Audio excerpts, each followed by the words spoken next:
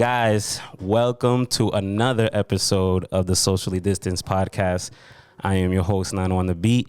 You guys know when I do this, I try to bring you guys interesting guests, entrepreneurs, people that are really doing things with their lives. So, you know what I'm saying? Hopefully you guys could take something from this and learn. And today is nothing less than that. We got my guy in the building. Like I said, entrepreneur, great photographer.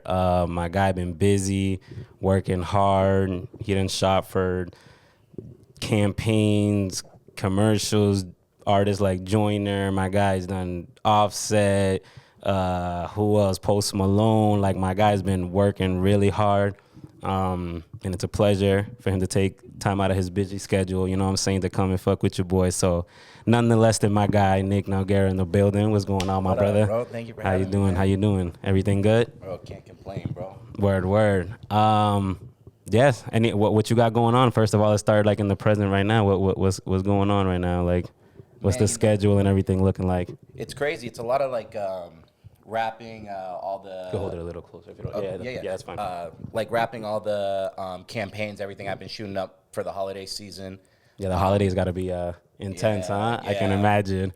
You know, it's they call it circle back season. It's like the season where you send emails out to clients and then they're like, oh, we'll circle back after the holidays. And you're That's like, so smart, right? That's like the worst email to get. Now, I'm not going to hear back from you till February. Right. During the holidays, is it more like family photos and this and that, or campaigns and actual like for companies and stuff? Like, what do you get more of? In this time of year, it usually like the bigger stuff, the campaign starts they start like slowing down a little bit. Gotcha. Because usually like the holiday campaigns will shoot months in advance. So they have it all ready for press and everything.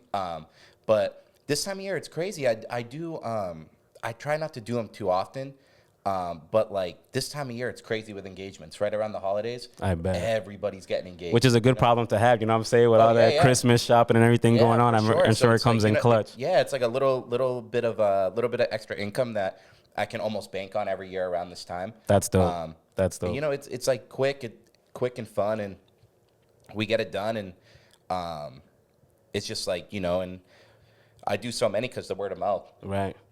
Which is also a blessing, you know what I'm saying? Yeah, when your work moves, that speaks volumes when it spreads that way. But yeah, man, it's you know, it's weird. Towards the end of the year, a lot of concerts will be coming around too. So I kind of pick and choose which ones I want to do. Nice. And yeah, it's good, man. Just staying busy. Yeah, just trying to stay busy. I hear you. So I always start with the guest with this question because I just love to take it back and know like where everything started and like that. So talk to me, like, who were you as a kid? Like, before you picked up the camera, like if there was a time before you picked up the camera and stuff like that, like who was Nick growing up? Did you grow up? You grew up in this area and everything like that? Yeah, I grew up in Fitchburg. Okay. Yeah. So I grew up in Fitchburg, and you know, growing up, my dad was a professional BMX rider. No way, bro. Yeah. So that's fire. Yo, growing up, like my dad, like he got us into riding BMX pretty early, and it was funny because he used to like dig up part of the backyard and build jumps for us and stuff like that. That's so fire. For my brother and I. And, you know, like even like when I was a little kid, like 7 years old, me and my brother were messing around trying to like make a jump like my dad would make for us. And it was like a bunch of rocks and like a little bit of dirt on top. And my brother was like, yo, go hit that. So I'm like, all right. So I pedal up to it, go right through all the dirt, hit the rock, flip over my bar, snap my leg in half. No. Yeah. At what age was this? Like, I think I was 7. Yeah, I was in like first grade, so probably like 7, 8. Yeah. Hell of a childhood. Shout out to Pops being a BMX. How was that growing? Like, did you see him go through anything scary and everything like that in competitions? No, or anything? Like what my dad did, they call it flatland, and it's crazy because my brother does it now. My brother's a professional, traveled the world, everything. That's doing the same thing my dad did. That's so dope. I bet he's super proud of that. But like when I was growing up, my dad was like kind of getting out of it, and like just, you know, it was something for me, my brother, and my dad to bond doing. So like he would take us to the skate parks every week. You know, like I remember early Saturday mornings, my dad wake us up. Oh, we're going to this skate park, and we'd spend like damn near the whole day over there. That's so dope, bro. And you know, and then when I was 13 or 14, we moved out to Templeton, and just, you know, I was living in kind of a bad part of town, and my parents were just like, you know what, we want to raise them in a better. Right. I respect that. Of course. So in 2008, the recession hit, and my parents built a house in Templeton, and my brother like just started going crazy with the biking shit. And next thing you know, he's like getting sponsorships and like winning contests and traveling the world doing all this. I'm like, whoa, That's this, crazy. you know, And that's around the same time age as you, like yeah, what age my brother's like just under 2 years older than me. So Okay. at this time I'm like 14. So as a young he's, like, kid, 15. yeah, that's crazy. Yeah, so he like just, you know, it's kind of weird how like, because that flatland stuff, not a lot of people do. I was gonna say, explain that a little bit. So we're not talking about like Not talking about tricks hitting and jumps ramps stuff. and You're okay, talking okay. about like he's on the ground like spinning like 100 miles an hour on one wheel. Oh, Yeah, the okay, crazy shit. okay, Yeah. yes. That Yeah. makes sense. Okay, now I know exactly what you're talking about. Yeah, so it's crazy because like to backpedal a little bit, like every couple years and whatnot, I always remember like asking my parents for a new camera. You know, like I get a camera, be interested in it, kind of forget about it.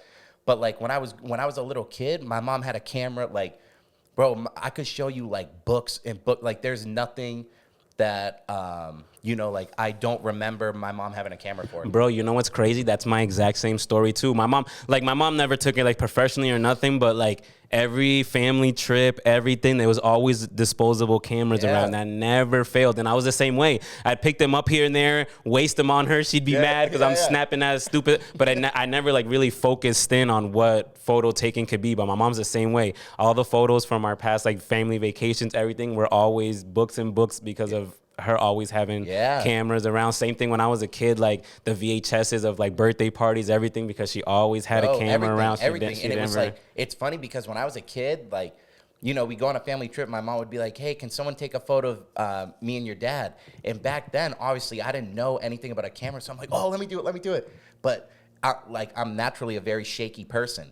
So every time I take a photo of them, it come out blurry. So you ruined a lot of family photos, huh? My brother would be the one taking the photo of the two of them. And I used to be like, man, I want to be the one taking the photo. Right. But yeah, man, my mom always had a camera. And then, you know, So at like 13 and all this, when you guys moved, had you picked it up already, or it was still like a whatever type of thing? I was riding BMX, and I was like, just that was the goal right there at the moment, like you know, like that's what my dad and my brother did, and I was like, yo, I want to do something cool like that. So like, did you ever get pretty good at it? Or I was decent. I wasn't like not their level to no, not even close. But I didn't take it that serious. I was just like having fun and would meet my friends at the skate park and do dumb shit. But yeah, then you know, we moved out there. My brother was going crazy with it. And then I went to Monty Tech.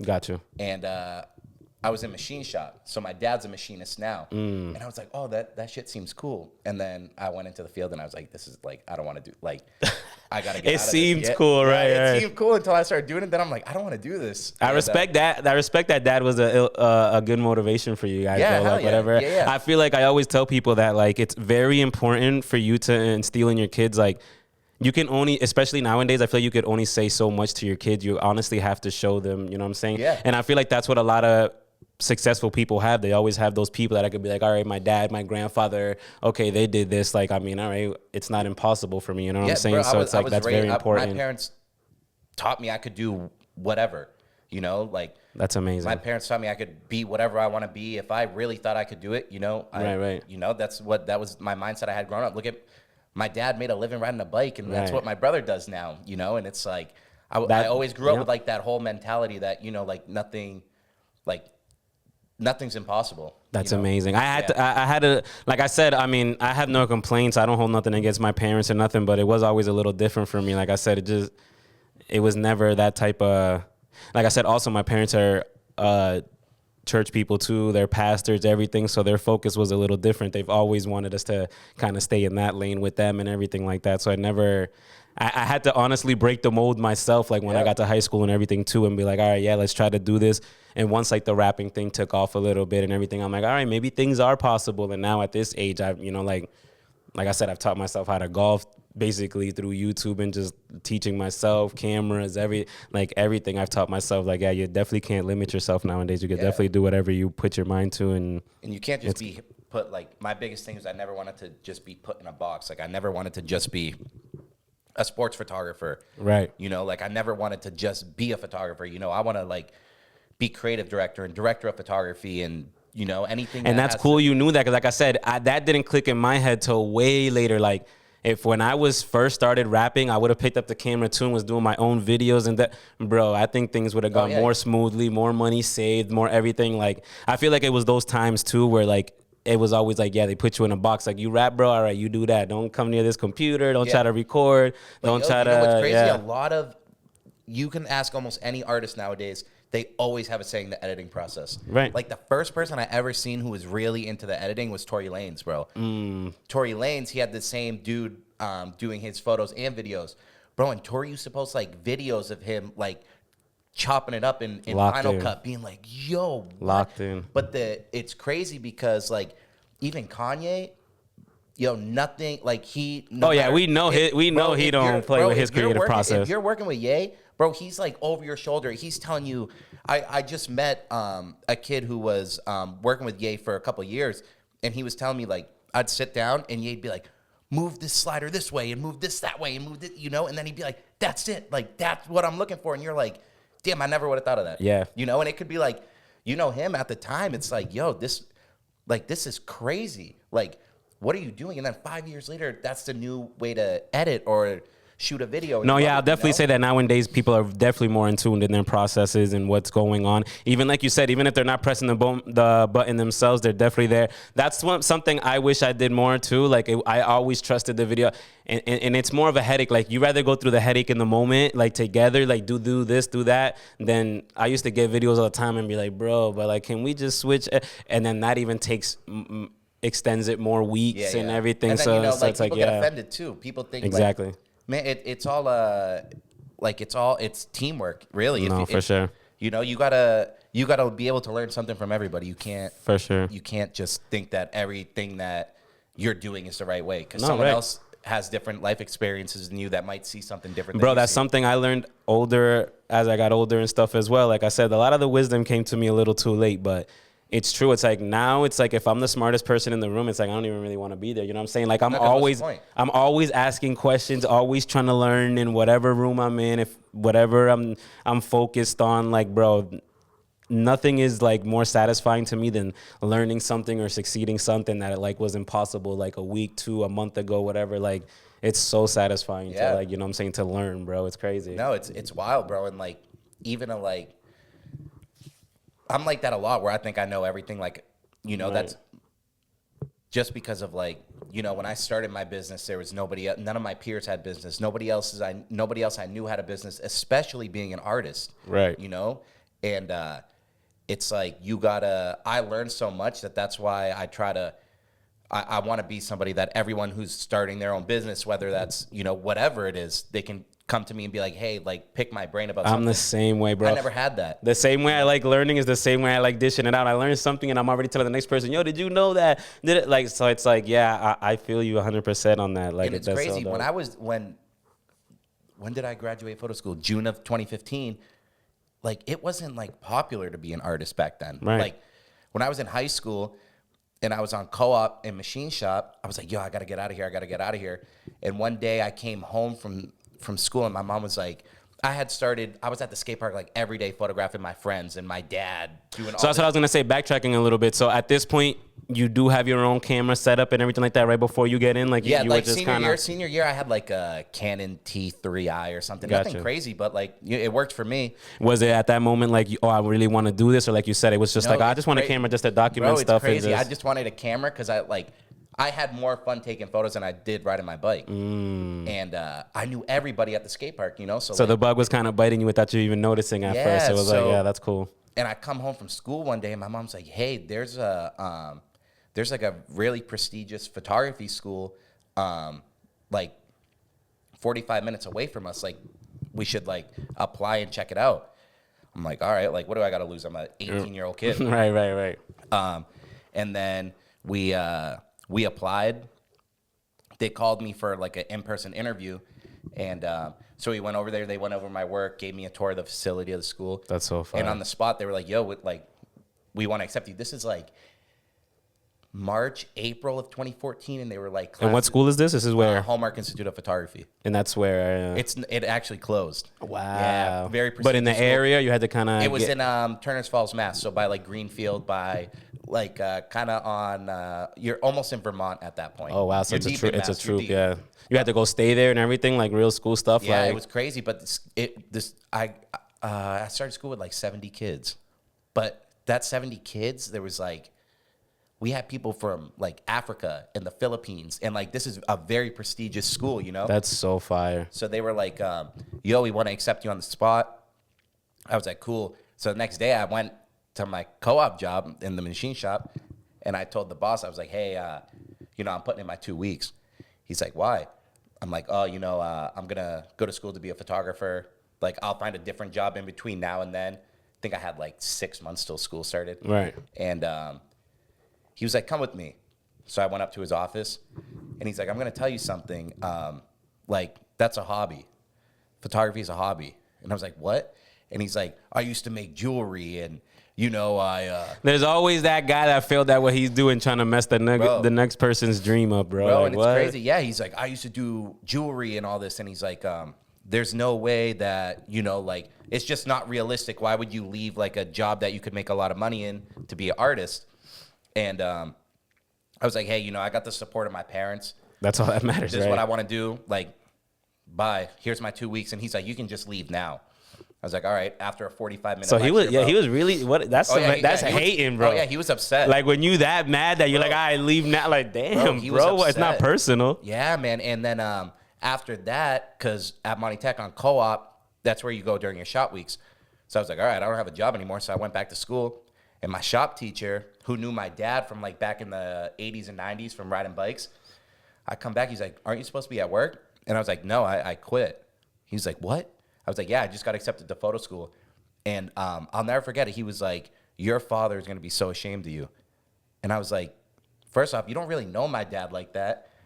Second off, my dad was with me when I got accepted to photo school, and my dad is like so happy. That shows that even adult, it's like you're an adult, bro. At the end of the day, even if you got nothing nice to say, it's like it's not your this person's life at the end of the day doesn't change yours, bro. So it's like it doesn't matter what they want to. And then it's like it's crazy that it's like a school person, like someone who works in this facility that you think you're supposed to motivate kids, and that's the first thing you're doing. And it's a test to you that shows how like cool it is that you still stuck to it and everything, because some people are pretty weak-minded, where in the sense where like that would be all it took for them to be like, you know what, let me just relax and do this. This is more realistic. Like these are grown people telling me that this isn't gonna it's easy to get into people's head like that with negative stuff. So it's cool that you were still kind of like, forget. And you know what it is? I'd never my whole life I've never cared what anybody thought about me or anything like that. Like I've always kind of just done my own thing and did what I thought was cool. Right. But it's like the last day of school, senior year, we're all going around talking about like in one of our classes, like what we're gonna do once we graduate. I was like, "Oh, I'm going to photo school. It's called Hallmark Institute of Photography." So people automatically they hear Hallmark, they think Hallmark cards. Right. So I remember this kid laughing and being like, "Have fun taking photos for Hallmark cards." So everyone was, and listen, I know every single one of y'all is super mad right now. My guy still made it and did his thing. So y'all looking stupid, man. All this hating, bro. But it's crazy because like, even if I was just taking photos for Hallmark cards, like you like what's the point of even saying that? Right. You know, that's what I think is cool, and that's what I want to do. Mind you, that's just an ignorant thing to say, because at the end of the day, you ain't even done the research to know what a Hallmark photographer makes, my brother. This could be something that I'm telling you, bro. Like, damn near the whole class laughed. I'm like, yo, that's crazy. But you know what's crazy, bro? Like, I found something that I just happen to be like good at, bro. And if I look at the photos from that time, I'm like, bro, what is this? I was taking photos of like my friends riding bikes and then like flowers and stuff like that, because like I had like a macro lens and I thought it was like the coolest. But isn't there beauty in the growth of that? I said the same thing with like music and stuff, bro. Like my first like 10 songs, bro. I would have told myself like, brother, this ain't it. Just go do it. You know what I'm saying? And it's crazy how, like I said, and that's in anything in life anybody chooses to do. Like practice is everything. It's not the most fun part of it. It's pretty boring, whatever. But it's like if you have the mentality to practice whatever you're really focused on, bro, that makes such a huge difference, bro. Because then, like I said, 10 years down the line, you're looking at it like, yo, what the? But it's the growth part. Like I said, I like looking back at. Every once in a while, I'll do that. And even though, like, you get a little embarrassed and stuff, I'll throw stuff on that I did. And I'm like, Yo, what? But it's like, yo, it's crazy. Like I Yeah. said, to see where you can get to, like I said, with practice and being focused and determination and everything like that. So when you got accepted, were you like kind of good at the camera already, or it's I like, was like taking, what did they like, accept you mediocre off photos. of? Okay, But they were like, oh, like we see potential in. that shows you the balance. I'm sorry to keep cutting you off, but it's like I want everybody to understand that shows you the balance in life. Like you literally have a whole class, a whole school basically, because everybody you're interacting with at this moment telling them this is telling you, bro, you're bugging. And then you have this school who's probably made 1 million photographers and people famous and everything telling like, nah, we see something in this And kid that nobody. these are all the instructors there were like professional photographers too, who've been in the industry for years and years. That their word matters more than any like a shop exactly. teacher Like, telling what you do I like care? Yeah, you know right, what I right. mean. That's dope. And yeah, man, I graduated high school June of 14. September of 14 was when photo school started. Gotcha. And photo school was dope, bro. It was 8 to 5, Monday through Friday, only photography. That's all you learned. There's no crazy. math class, no science. Yeah, none where of that other places you bullshit. have to go and you still have to do these And type of. it was a 10-month program. So by the time I graduate, all my peers are graduating their freshman year of college. I'm already 3 years ahead of you. I can already get in the industry and start working. That's you know what I mean? so dope, bro. And how I was gonna say, so walk me through the school process. So it's like your day 8 to 5, just photography. Like, what are the kind of the classes like? Just lighting. Yeah, learning lighting. how to. Like learning how to pose people.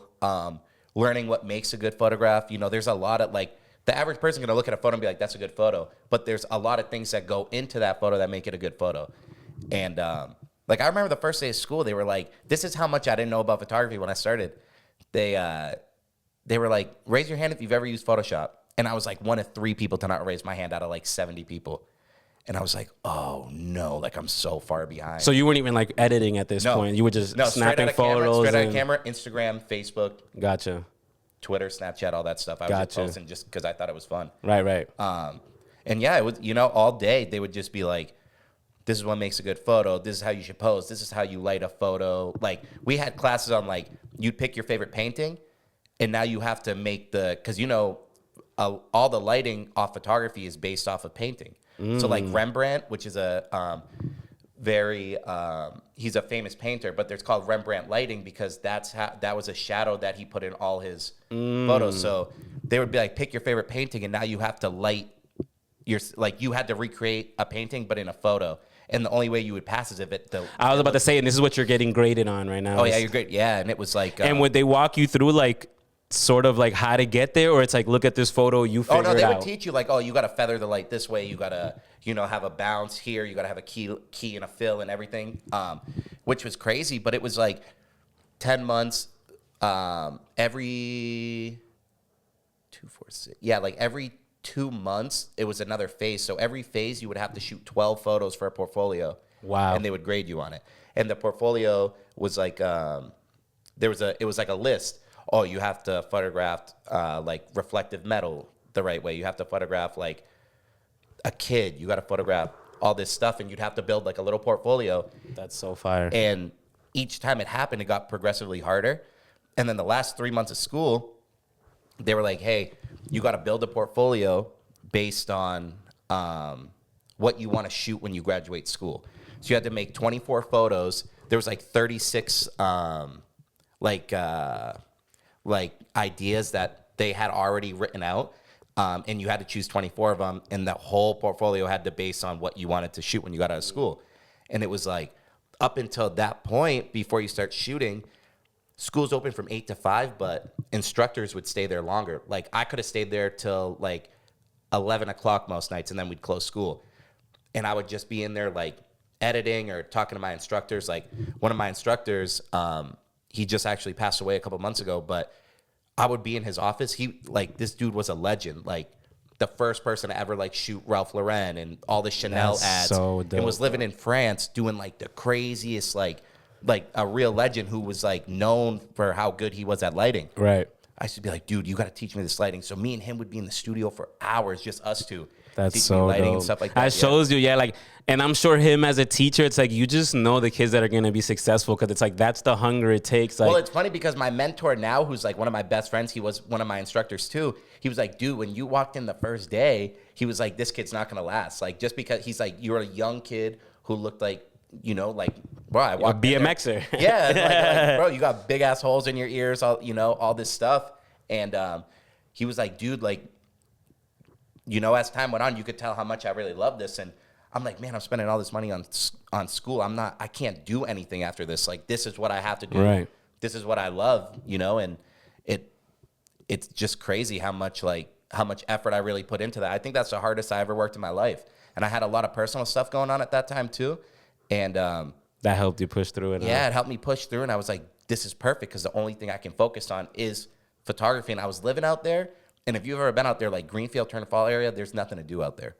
So you're like, just locked in. So bro. I'm at school at like 7:50 in the morning, and I'm leaving at like just before midnight. Or that shows you how God works and how blessings are and how life is just like the universe. Just like when something's meant for you, it's like the situation couldn't be put better for you to focus and succeed on what you were doing. And that's cool that you took it serious enough. Because I'm sure, like I said, another kid in your situation, everything going for him, all that, like, might not, like, you know what I'm saying, like, just might take advantage of it, like, whatever, yeah, well, I'll do the hours I'm supposed to, figure it out, like, it's like... a lot of it, too, like, a lot of people who were like that, their parents were paying for college. Right. So they were like, I don't care, my parents are... Me, I had to pay for that shit myself.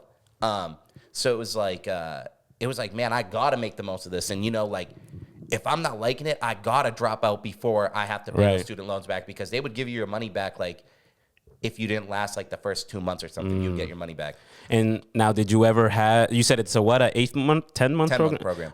In any of that time, did you really think like it wasn't going to work? Or like, was there tough times where you were like, I don't know if this is really what I want to do anymore? Or you just were locked in and knew that this is what I want to do? I was pretty locked in, but like, so that portfolio that I was telling you had the last 3 months to shoot, or it might have been the last 2 months, but it was like so strict. You would do it, and then they had 3 judges from New York, 3 professional photo judges come in, and they would, like, you'd be in the auditorium with all the students and your families. That's crazy. Yo, I'm not built for that type of stuff, bro. And the curtains would open, and I'm a 19-year-old kid. Curtains open, and your portfolio starts playing on a slideshow. The judges walk up. They're looking at your work with, like, magnifying glasses. If there's scratches on your work, deducted points. If your work isn't in, like, a good order, deducted points. Your lighting's not good. They're deducting points.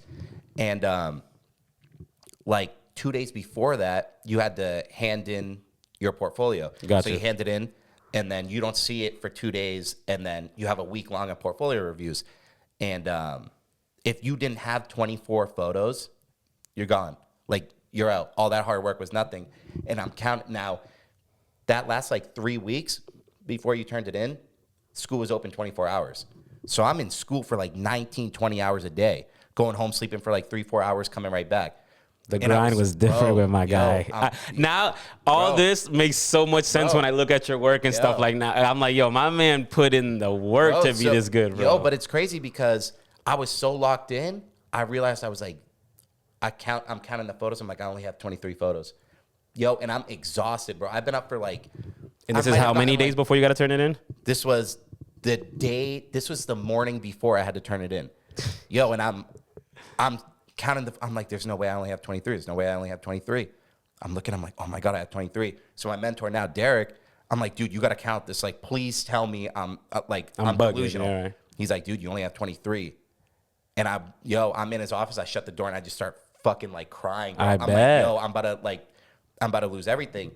And, it's crazy because he'll probably get mad at me for saying this shit, but he was like, yo, don't sweat it. He lived in town at the time. So he's like, yo, here's my number.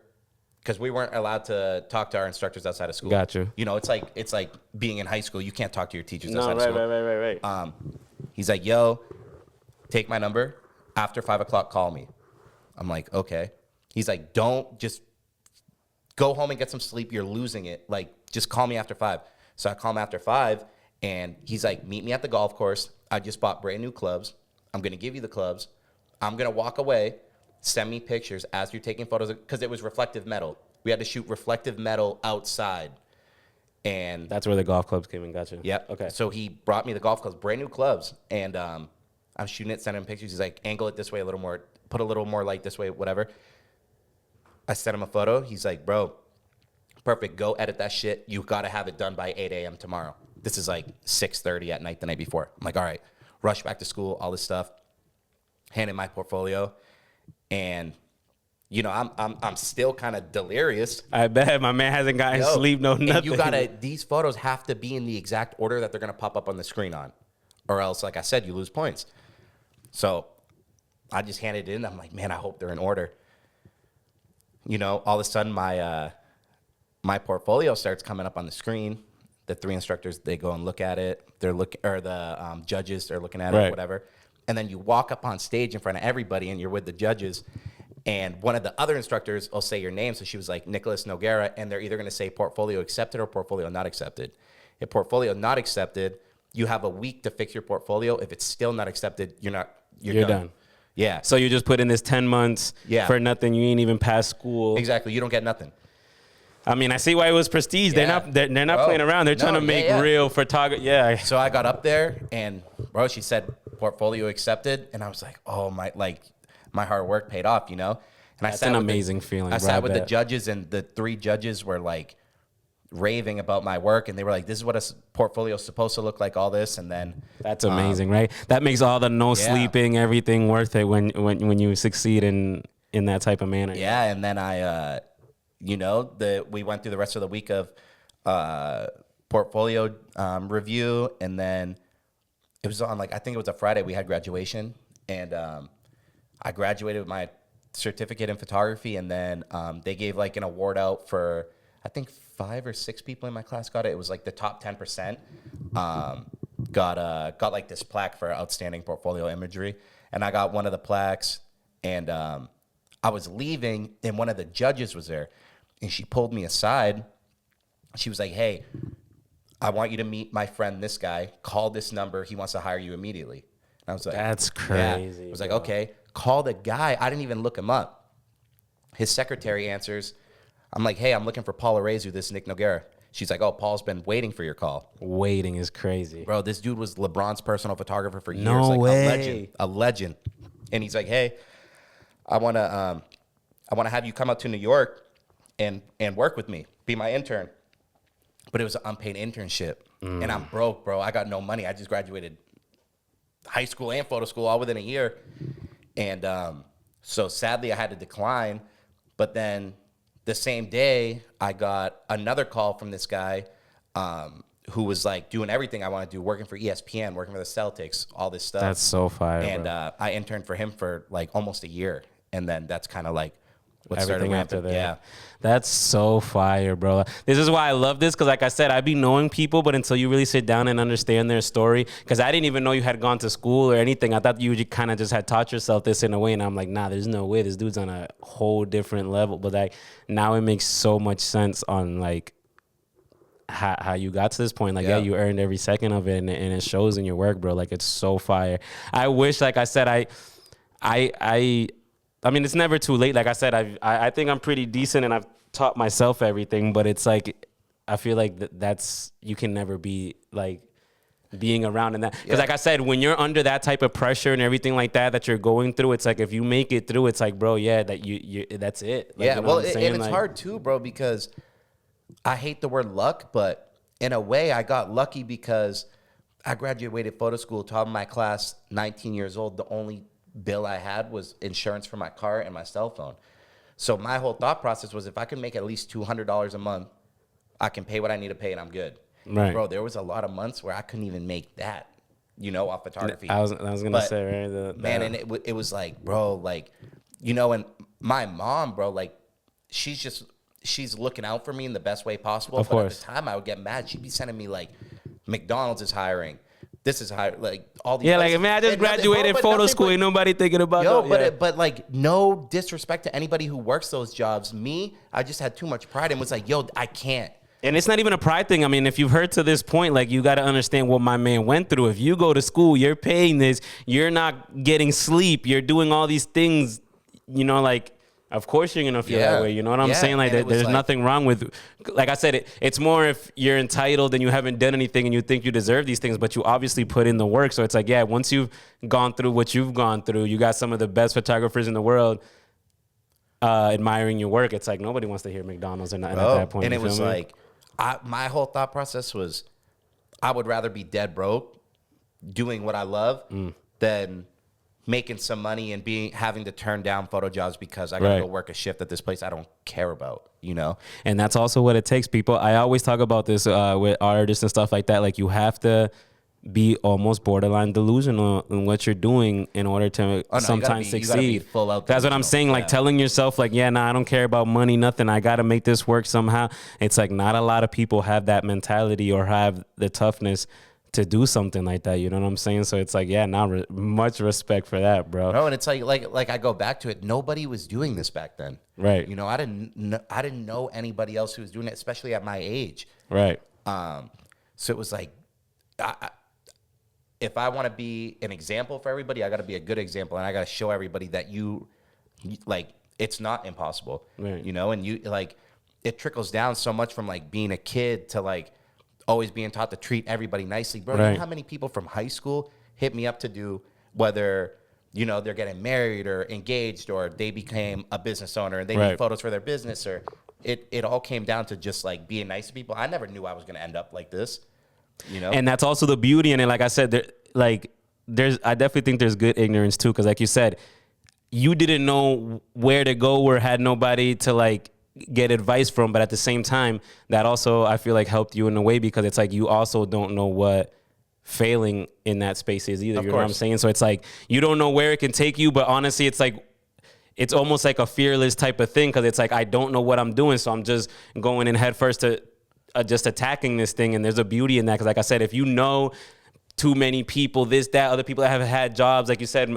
more doubt can come. People start telling you stories of how, man, I let this slip and this happened to me and that. It's like, when you have a clear mind of all these things and you just jump into something, like sometimes it could be the best option, you know what I'm saying? Because it's like, you're more free to just kind of explore and try to figure things out. So I think there's a for beauty sure. in that too. You know, and it's crazy because like when I was young, I was like 14 and I started like doing this stuff to my ears and getting piercings. And it's like early in my career, people were like, oh, that photo's dope. Who took that photo? And the person who was in the photo would be like, oh, you know, Nick, like with the big ears and shit like that. That Bro, it kind of helped your it advertisement was like a in a way. marketing thing the whole time. And you know, and it's just crazy like what like word of mouth can do. And like my last name's pretty unique too. So as soon as someone hears Nogueira, they already know that it's either my brother or me, who my brother's like the BMX rider. I'm doing the photos. So most times you hear the last name, you already know, who's doing it. Right. That's so dope.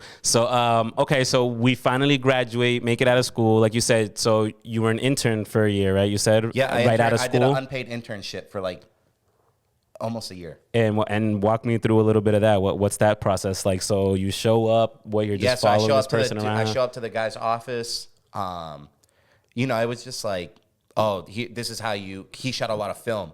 He's like, here's how you film a Hasselblad. Here's how you load the back of a Hasselblad. When I need a new roll on set, you got to unload it and roll it and set the roll. Right. And then he was like, oh, I need you to pull photos from the past couple months, my best photos to put on my website. I was doing a little bit of editing. And then anytime we had a shoot, I'd be doing all the lighting, carrying all the equipment in, making sure everything was all set up. So when the subject comes in, because sometimes you only got 3-4 minutes with the subject. That's crazy. I didn't even know that. Oh yeah, everything. So that you have to be ready when they walk in. We snap, boom, boom, boom. Bro, and we're out of there. I've done some shoots where they're like, you got 10 minutes with them, and then they show up late, and they're like, you got 2 minutes with them, and they're counting down the seconds on. Yeah. And you're They're just like, 2 minutes up. snapping Oh, away. you got what you got. Get out of here. We did a job in 2015. I want to say 2015. We did all the Bruins and the Celtics. And at that time, the big Celtic was Isaiah Thomas. So we're shooting all this stuff for Improper Bostonian magazine, which isn't around anymore. But they said, they were like, hey, you have 5 minutes with IT. And I was working alongside this sports photography legend, dude. And he was like, no. And they're like, no, you have 5 minutes with him. Like, all his friends are outside, everything. He's like, no, we're gonna have more than 5 minutes with him. And he showed up late. They're like, you have 2 minutes with him. And the photographer looked at me, and he takes one photo of Isaiah Thomas, and he goes, you remind me of a young Allen Iverson. Yo, everything. Like, IT walked up on set and was like a dickhead at first. Like, right. I'm the big dog on team. Like, yo, nobody can, you know. And you know how Isaiah Thomas isn't a tall dude, but his ego makes him like right, 6'7". Yeah. And snapped that first photo. He goes, you remind me of a young Allen Iverson. And he was like, his whole demeanor changed. Was like the coolest. Sorry, what's no, you think? His whole demeanor changed, bro. We were with him for 20 minutes. All because for 20 minutes chilling. Well, all because we boosted his ego a little bit, but we made him feel comfortable. How far a compliment can take you sometimes. Exactly, man. And we were like, he knew we were cool, and he knew we were already stressed out. And those are gems that I feel like you can't learn unless you're in the room seeing how it works. Yeah. So I was gonna say, do you think that year really prepared you like to what was coming next and everything like that? Like, did it help you? It was crazy because I'm working alongside like these legends in the game who like. You see a certain photo, like some of the most iconic photos, and these guys have been taking them for years. That's wild. So they know how to talk to the athletes. They know how to talk to these superstars that, whether it's a music artist or an athlete or someone who run like a CEO of a company, like they know how to talk to them and make them feel comfortable. And that's the biggest thing. And how is it at that young of an age coming out of school and then going straight to seeing celebrities and all these powerful people and everything? Like, is it tough to move in those rooms? Like, are you a little geeked? It's crazy because I had been doing it for about a year, and then I met E-Double.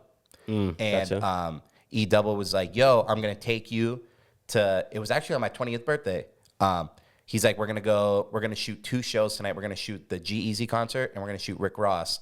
But with G-Eazy, his opener at the time was, for that tour, was A$AP Ferg. Gotcha. And I'll never forget Dub looking at me being like, yo, like, don't act weird in front of these people. And I had already known not to act weird, but at the time... I was going to say, I felt like your internship set you up for that too, right? But it's like, it was like, I had never been around rappers. Gotcha. To this point, it's like ball players and stuff like that. Yeah, all this stuff, like athletes. I had never been around like celebrities. Gotcha. And like music celebrities. Right. And bro, so we go in.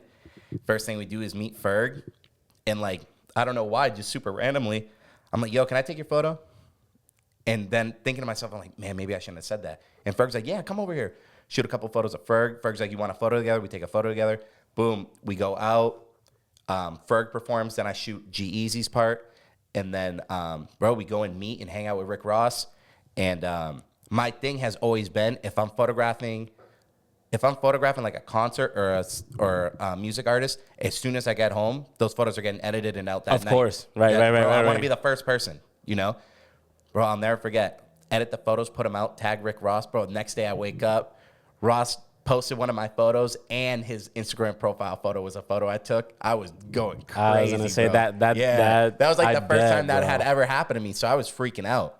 That's so far, and that's funny you say that because, like I said, I mean, I've never taken photos at that caliber, but like the local shoots and stuff like that I've done, when I see like an artist or something, same thing, like as a profile picture, or use it as like as a mixtape cover, or it's still roaming around to this. Like I said, if I do like a JC or something and he uses it for like a flyer, that's like validating for you. Like they liked it enough where like so I could imagine at that level of like, holy shit, bro. Yeah, and it just like, bro, it's one of those things too, like how you treat someone is how they're gonna remember you. You know, first impressions, everything. Right. So that's why a lot of these people have posted my work too, because 1, they like it, and 2, they know that like I'm here to make them look good. Right. You know, that's the whole job of a photographer, is to make your subject look good.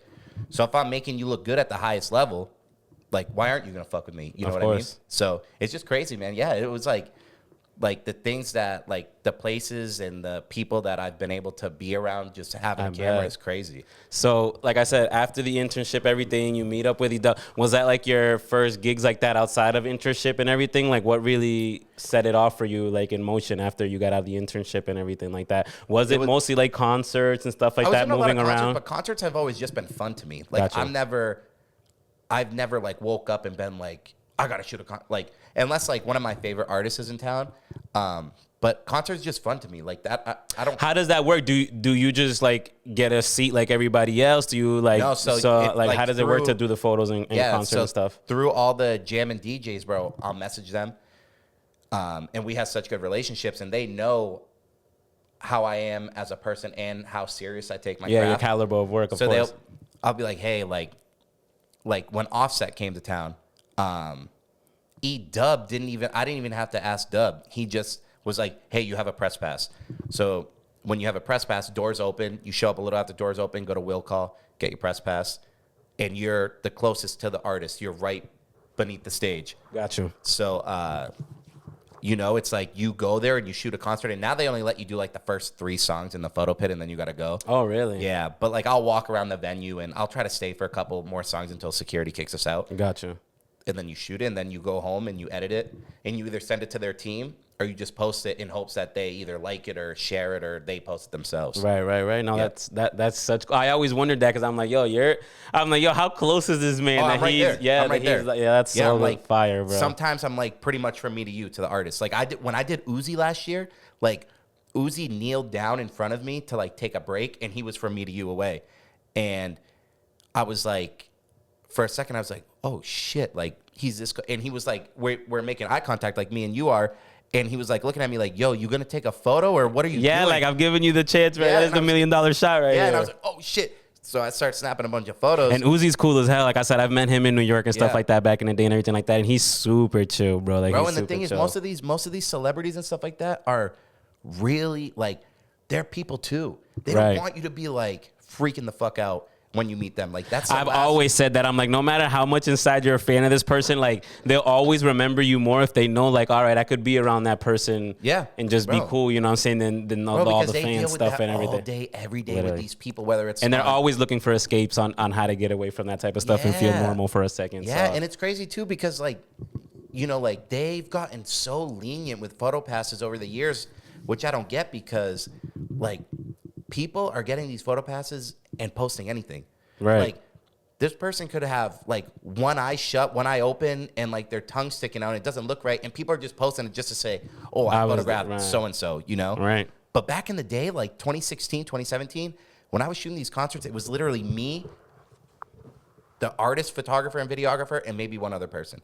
Now you go in there, there's like 14 people. We're all bumping Oversaturated, shoulders. and that's like anything in music, media, everything. Like I feel like it's all oversaturated. Yeah. Too many rappers, too many everything. Because to everybody be thinks honest they can with do you. it. Everybody thinks it's easy. And then it's like, And that's why I'm glad you're telling your story because it's like I really want. If you guys take anything from this, is that you look at how hard you have to work at something in life to actually be successful in it. Like people really think I get talent can get you a certain amount of way and everything like that, but trust it, take it from me, like talent can only get you so far. You have to put the work in and the sleepless nights and really grind hard because like I said, if especially in your case, like I said, if you're not doing that, there's another photographer who's hungry and he's up till 6 a.m. or editing or doing whatever. So it's like you always have to think about it like, yeah, you could always lose your job or what you're doing if you don't take it as serious enough. And I hope people learn that from your story because like I said, I didn't even know how deep it went and all the work you've put into to get to this point. You know, it's crazy. there's two sayings that I love. It's like life's not about what you know, it's about who you know. Facts. You could be the shittiest rapper, shittiest photographer. If you know, like, bro, if you're tight with these dudes, bro, they'll put you on a song and that's how you blow up, you know, and Right. they won't even. But the other quote that I love is your net worth is your network. Like, I like that. which ties back to it's all about who you know, not what you know. Because if you could go around bragging all day, oh, I've done this, I've done this, I've done this. But if you're not where you actually want to be and you're not at the highest caliber of where you Right. could be, to me, what's the point? Like, when I step on a shoot, I forget about everything on my outside life and I say, how can I make this look the best, better than Right. anyone could shoot it, you know? Because to me, there's no point. That's like when I play golf, what's the point of me playing golf if I'm not winning? Right. You know? And sometimes it's like, that's kind of bad to look at. but- Especially in that sport. But I mean, especially I in get golf, it. But that's how I taught that's like my whole mindset now. Is what's the point of doing something if I'm not trying to be the best at it or if I'm not the best at it? No, You know? yeah, no, I agree. So, did you have a moment where like something was really surreal, or did you have a moment where like you knew like, all right, this is what I'm about to do for the rest of my life, or anything like that? Like, did something stick out to you like that once you did it, you were like, wow, like this is gonna take me there, or this is... Yeah, there's been a few things like when I got my first billboard, when my photos of Joyner ended up, Which I was gonna get there. It's funny because I saved a few of your Instagram posts, so we can go over them in a second, and you kind of tell me like your thought process and where you were at that moment. But that was definitely one of them. So yeah, that's cool that you brought that up. Yeah, like, yeah. So during COVID, I don't even know why they ended up on the billboard, because he didn't drop anything around then, I don't think. Right. But bro, one day I woke up and I scrolled through Instagram, and Joyner had posted that he's on 2 billboards in Times Square. And I'm like, yo, those are the photos that I took of him, because me and Joyner did a shoot a couple years before that. And I was gonna ask how did that how that link up happen? You just kind of... through E-Dub. Shout out E-Dub. I was grocery shopping with my grandmother. Dub called me. He said, yo, Joyner needs photos for tour, for like the flyers and stuff like that. Can you do it? Pulled up to Joyner's crib. We hung out for like 4 or 5 hours. That's so fire. Talked about a bunch of shit. Joyner's a super cool dude and stuff. No, that's my dog. He's super cool, bro. So, man, it was like one of my as a photographer, like most photographers' dreams is to get their photo in Times Square. You can't get anything bigger than Times Square. Of course. And the billboard that my photo was on is the biggest billboard in the country. So my photo's in the middle of Times Square, bro. And you know what? You don't like... Obviously, it's not going to say, like, photo by Nick Nogueira under it or whatever, but I have that now that I can post, bro, and I'm telling you, everything changed after that. People took me way more serious after that. People were so fire. Bro, people were showing me love that I had never met. People were, like, that was a point where I was like, okay, I'm doing this. You know, like, this is, like, we're going so crazy. So dope. And you haven't looked back since, huh? Nope. And that only motivated me more, you know, and COVID, that was during COVID, and I'm not really getting hired for work because nobody wants to be around you. I'm like, I can't, like, I got to make money, you know? So that's when I started, like, I sold my first photo print back then. Like, I was like, I got to figure, you know, and people were supporting me like crazy. That's so dope, bro. Yeah. And I published a book, and I just did, like, I just started, like, again, the stuff that I thought was cool, stuff that I thought was unique. I was selling prints of, making books of, doing all this stuff that just, like, that's so fire. Took off. Let's get a little more in depth with that. That's where I wanted to go. So now that you're getting a little more traction, everything like that, what was the transition into really making it a business? Like, was it tough to do? Like, get everything in order? I'm guessing like LLCs and stuff. And I've had everything since day one. Oh wow! So before you even were getting work and everything like that, you got everything in. Because that's so important too. That's so dope. In photo school, we had to get a EIN, the employer identification number. We had to like write out business plans and do all this stuff. So I had everything since day one. But the thing dope, is, bro, like back then from 2016 to 2020, bro, I was making like really no money doing this, you know? So that's 4 or 5 years of really like, bro, and all like just faking it, you know, faking that I was doing it because like I said, I would rather fake it and like, and I'm guessing by fake it, you mean you were still in the rooms taking pictures like this, doing stuff like that, but the income wasn't really happening. For free, bro, and it didn't even matter to me. I was like, yo, if I can photograph this person, then who knows where that could take me. If I'm around this person, you know, they could, like, bro, it's crazy how many people, like, when you're around people and you do stuff genuinely, like, if I charged everybody that I've ever taken a photo of, half these people wouldn't mess with me because they know I'm doing it just for the money. Right. You know, which money is a huge part of it because you have to be able to live. Of course.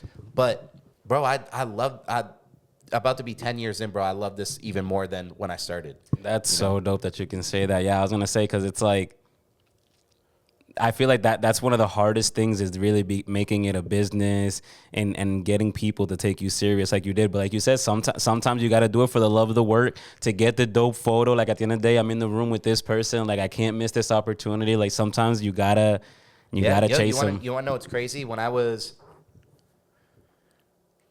let me see, probably like up until 2019, bro, I had this car. It was like a beater, bro. And if I was like in traffic, the car would overheat.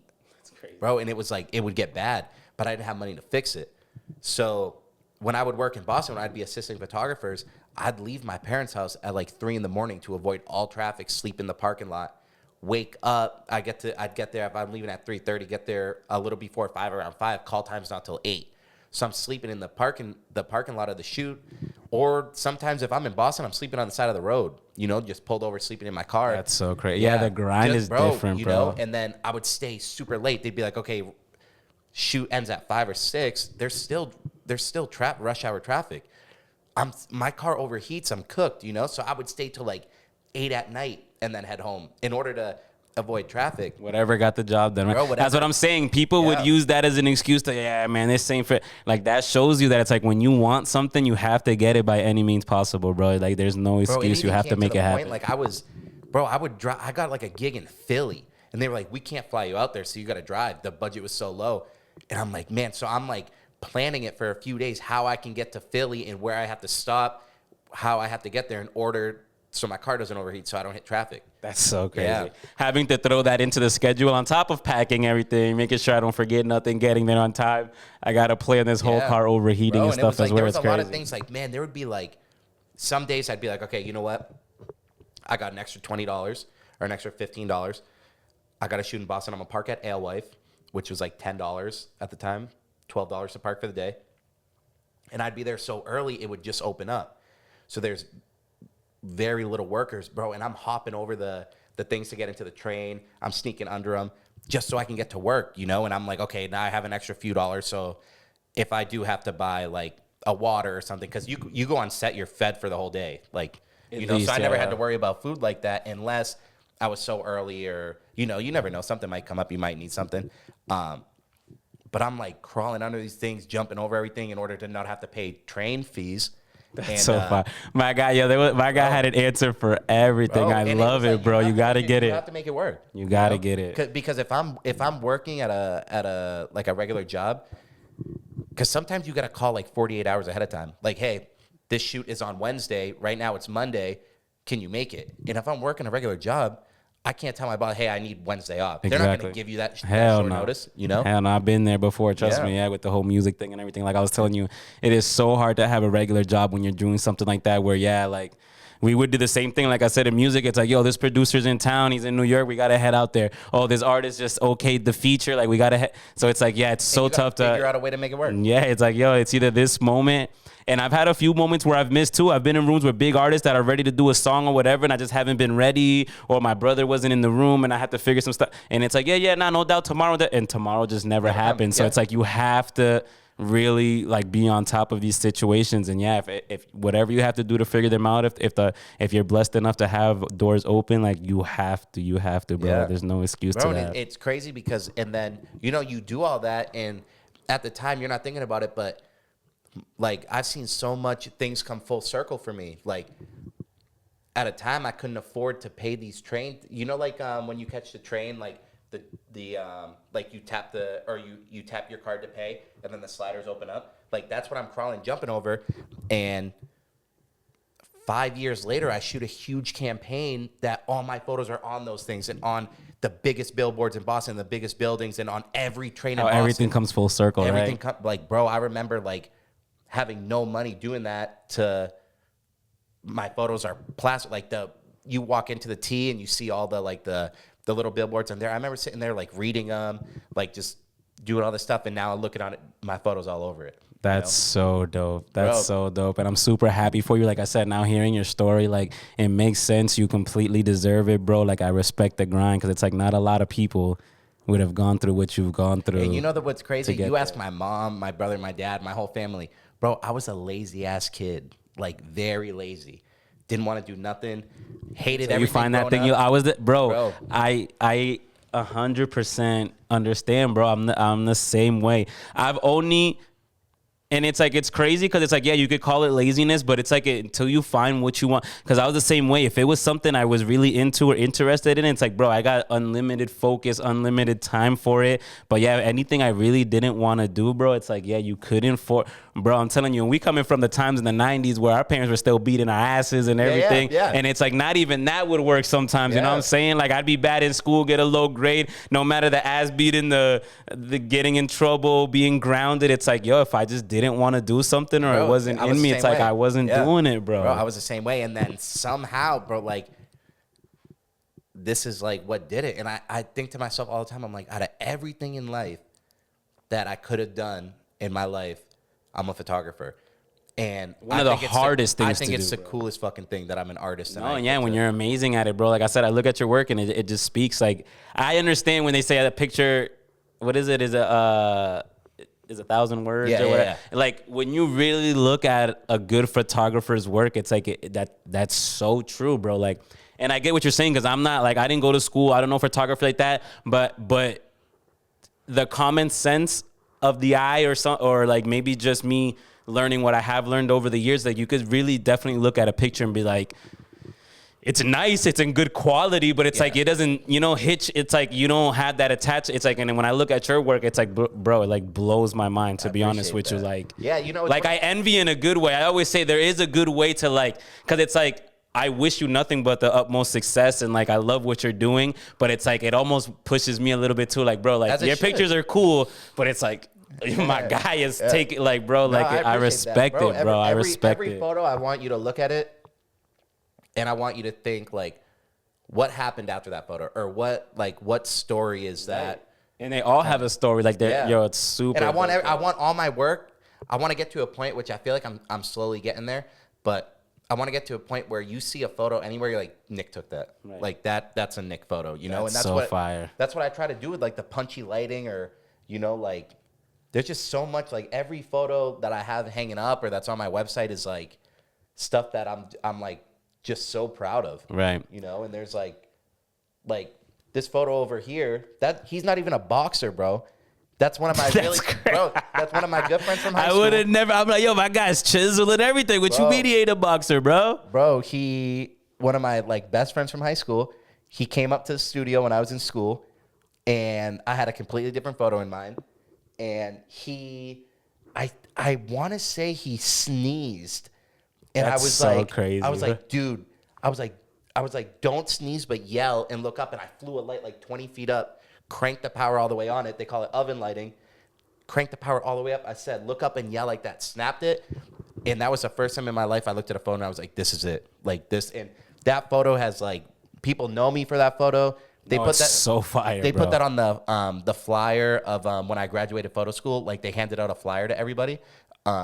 That ended up on the flyer. Like that photo is like, that's so fire, bro. No, it's amazing but stuff. It's like there's so much times that I take photos and it's like I go in there being like, this is the photo I want, but then I end up shooting a different photo and it's like perfect. That's like that's so the photo that brings me to, like I said, because I'm all about criticism and advice. Like I don't take that shit personal at all. Like I said, I like learning. So I was gonna ask you, as of right now, when I do photo shoots and stuff like that, it's like a lot of them I've walked it. I might have an idea of what I got going on, but most of I call it more like, I don't even know how to put it because I don't even, like I said, I don't know photo terms, so I don't know if there's even a term for it. But like, I'm really the person that if I'm taking pictures, mind you, I haven't done a lot of like actual studio stuff where a person walks in. It's like we have to get something done. But it's like a free for all thing. Like the few weddings or anything I've done, it's like I just walk in, I see the environment, and I really just try to be a fly on the wall. And I'm like, what cool can I catch here? Like I said, I try to catch the moments, if they're dancing, if they're this and that. And like I said, to this point, I've never been disappointed in the way of doing that. Like just kind of walking into something and like, let's just try to be a fly in the wall, not get in nobody's way. If they don't even notice me, better. And let's just try to find like the dopest photo we can do. Like I wish I had that where I can like also, I think that's one of my anxieties too, because it's like I overthink everything. So it's like, I also think that what stops me from doing a lot of work too is that I'm always thinking like, damn, can I pull it off or is it gonna be good? Like I would never want somebody to pull up to a studio and do work with me and then it's like we don't get something good or something that they like or anything like that. So it's like I feel like when I pull up to something and just kind of like I said, a wedding or whatever they hire me for and I'm just kind of around just catching the kids, this, that, like I said, oh, they're eating cake, they're doing that, and just trying my best to like catch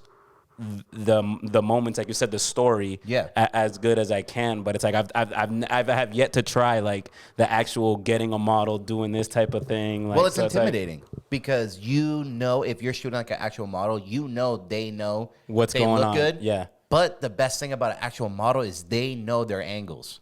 Okay? Right. They know them so well. That's what they do for a living. Exactly. But it's like when I pull someone into a studio or if I'm one-on-one with someone, that's why I love, like if I'm shooting sports, if I'm shooting any, like especially sports, I'd much rather pull an athlete into a studio, get to know them, light them like some crazy way, than shoot somebody playing on a field.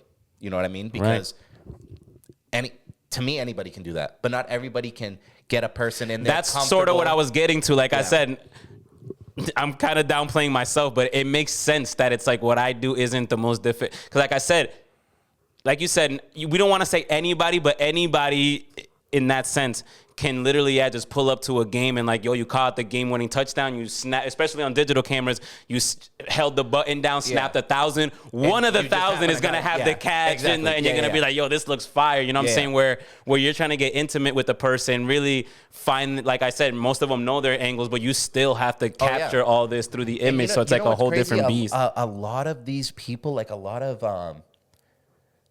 Not really athletes, but a lot of these music artists are very self-conscious, bro. That's what you get to learn when you meet a lot of these people.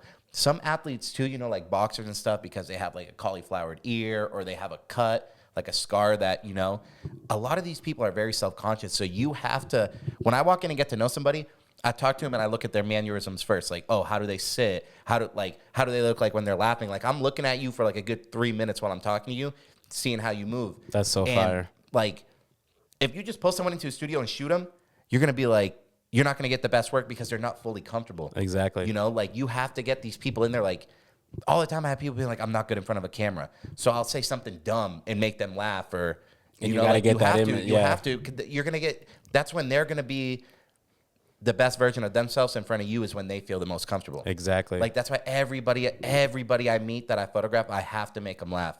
At least once. They're going to trust you more that way too. They're going to know you're not doing this just to, like, you could be the biggest celebrity. You could be Ye or Hove or somebody. If I just come up to you and be like, yo, shoot a photo of you, first off, you're going to be like, okay, that was weird. Second off, I probably don't look good in that photo because I'm not comfortable in it. You know? Yeah, so the whole vibe is off. Like now they're more in defense and everything because of, there's a lot to it, man. And it's like, you don't just, like, this is 10 years of trial and error and, you know, like going through it and be like, oh, I could have done this better. I could have done that better. Yeah, that's anything in life, though. Like I said, I've done it through music, through videos. I've done everything. You learn things in the future that you're like, yo, if I knew this 3 months ago when I did that other joint, like everything. But I think that's just part of growth in life and stuff as well. And a lot of times I go through it and be like, I'll look at my mentor's work or something and be like, man, his work is so good. Just for him to tell me, dude, that shit, like, I had my gallery a couple months ago and my mentor walked in and he was like looking at every photo like this close. No way. And I'm like, dude, you're stressing me out. And he's like, dude, this is amazing. Like, how did you get this highlight here? How did you do all this stuff? So fire. And it's crazy because there's two people my whole career that I've tried to impress the most with my work. And that's my mentor, Derek, and my instructor, DT, who passed away a few months ago.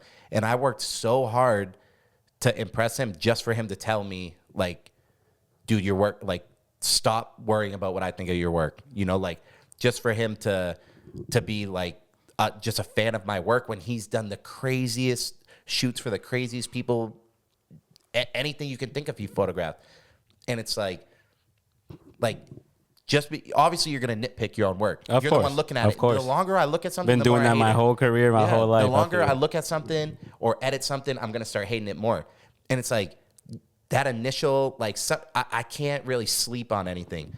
If I sleep on it, I'm going to rework it. And sometimes the rework is not as good as the first. I hear you. Version. I'm the same way when it comes to like music videos or whatever I do. I'm the same way. It gets to a point where it's good to be like that. If you do see something obvious, of course, and you want to fix it, it's never a bad thing to perfect. But it gets to a point where, you have to like accept the work. You have to be proud at what you did. And like you said, you just have to release it and let it go into the world, man. Because it's like, if we were as artists to like, stay nitpicking, nothing would ever come out or drop. I like imperfections. Right. Sometimes I agree. When I shoot film, like these film photographers will be like, oh, make sure all the dust is off the film. Sometimes I leave it on there because it looks cool. It adds more character. I've always been a fan of that too. Of that kind of like like I'm like, okay, I think it looks cool. I'm gonna put it out. And if you think it looks cool. The grain. If you don't think it looks cool, then you don't think it looks. That's why I love film too, because it's like the way the grain pops up in those photos and everything. It's like, bro, I love that. It's beautiful, bro. You know, and it's one of those things. It's like, like I said, if you don't like it, you can't impress everybody. Exactly. You That's know? another thing you probably have to learn in your field too, right? That's like somebody not what's liking crazy? a photo or something, it doesn't display your work, or you know what I'm I saying? had to come to terms with that like 4 or 5 years, like 4 years ago. I bet. I remember my mom telling me that too. Like you could be the greatest of all time at whatever you do. Somebody's not going to like it. Bro, I've had it happen. Like I said, I'm not even close to the level you've been in. And I've done a few jobs where like, bro, I had a lady on my case because it's like, mind you, I go off of the jobs that I get, little small time ones and stuff like that, off of like, what is the purpose of this for real? You know what I'm saying? Yeah. If it's something that like, yeah, you're like a wedding or you're holding the memory forever. Yeah, I'm gonna give you a whole thumb drive. This lady, it was like a birthday of hers, and I knew it was just for like a posting type of thing or whatever. So like I sent them to her. Bro, what was that for? Oh, if I wanted them sent to me, I could have just took them on my phone myself. And it's like, Would you want them printed? That's what I said. I'm like, lady, first of all, for the money that I'm charging you, it's like, what? That's the first thing I thought of. Like, what did you think? I was gonna go to CVS and print these out poster size for you or something? Make no money. So it's like, bro, it's like after that day that I came to that realization too, and it's like, bro, it's like I can't, because like I thought the photos came out great, bro. Mind you, now when I do them, it's like if you're gonna. We can always talk about like a editing price and stuff as well, but a lot of the times, like if I'm just doing, like I said, recently I just did some pictures for my brother and stuff when they did like free cuts for kids before school and stuff like that. I didn't really put too much editing into those. Like I thought the lighting, it was outside. I caught it pretty good in the camera. I kind of just threw them out there. And you know what I'm saying? We put them on like the Fitchburg Discuss page and all that type of stuff. Yeah. So they kind of roamed around the city and it was pretty cool. But it's like, yeah, like those ones, I really like sat there and edited every single one. I think it was like 50 to 100 or something like that. Like, and bro, for her to sit there like, oh, I could have took these with my own cell phone. And if I wanted, bro, like that really, it like got to me in the moment. Give it to yourself and say thank you. Yeah, literally. It got to me in a way, but it's like after that, I was like, yeah, like, sometimes you just gotta let people like, cause she didn't once tell me the photos weren't good. It's just that like just took her off to her, yeah. And that just shows you like what the average eye will do too. Cause it's like you telling me that, oh, I could have done these with my phone. Like, lady, you're disrespecting my $1,000 camera right now. Exactly. Mind you, phones, I mean, yeah, they're pretty advanced at this level, but it's like, come on, you called me. It's like if you could have done it on your phone, why didn't you? Yeah, exactly. That's what I'm saying. Like you made me come out here this hour drive and called me for a reason. Like don't do me like that. Yeah, exactly. But long story short, like I said, yeah, sometimes you just can't go off of like people's opinions and stuff like that off your work all the time either. Because they're doing stuff that's not taking off, and then you know they feel some type of way because they're thinking, why is that happening to that person? When everyone just has to learn that when it's your time, it's gonna come. Right. You know. I'd never understood the jealousy thing, especially when like I'm willing to give out free game to anybody. Like, right. But people are scared to ask. I'm pretty sure the people that are hating have probably, I always thought the same thing. Like the people that have hated on me don't really know me, have never had a conversation with me. Like if you sit down, bro, and like I said, this isn't being cocky, nothing. I just feel like I've worked hard at trying to be the best person I can be and being good to people, like you said. So it's like I've never not in my life, like I can't remember a time where I've met a person, spoke to them, had a conversation, and they're like, wow, this kid is like, like not liked me. Or everybody that's ever talked shit or whatever has never sat down with me, it's all perception on what they think I might be like or whatever. It's like not one person, and that's in anything, in music, in jobs, and on the golf course, whatever. Like I've never... You know how many times, like I said, I'll play around for like the first time with people, then invite me to like an outing or something, and like my boy will be like, bro, they just hit me up and told me they need you to come back or they're going to plan another one. It's like, cause like, I'm just like that. Like I like to make people feel good too, like comfortable. Like I feel like when we're shooting the shit, I'm like everybody else. I never, you know what I'm saying? So it's like, you have to move that way. Yeah. All this, everything I have could be taken from me. Right. You know, whenever. So and like I said, if they don't speak to you and know your story, it's like, yeah, you're looking at it like, how does this happen to this guy? Like, motherfucker, do you know the amount of hours and what I've had to do to get here? Like, if you speak to me, like you said, I'll put you onto game. I'll gladly tell you what it took to get here. But it's like, if you're just looking from the outside in, like, why does he, bro? It's like, you can't move life like that. Do that, and then like I've had people ask me, and then they don't think it's enough.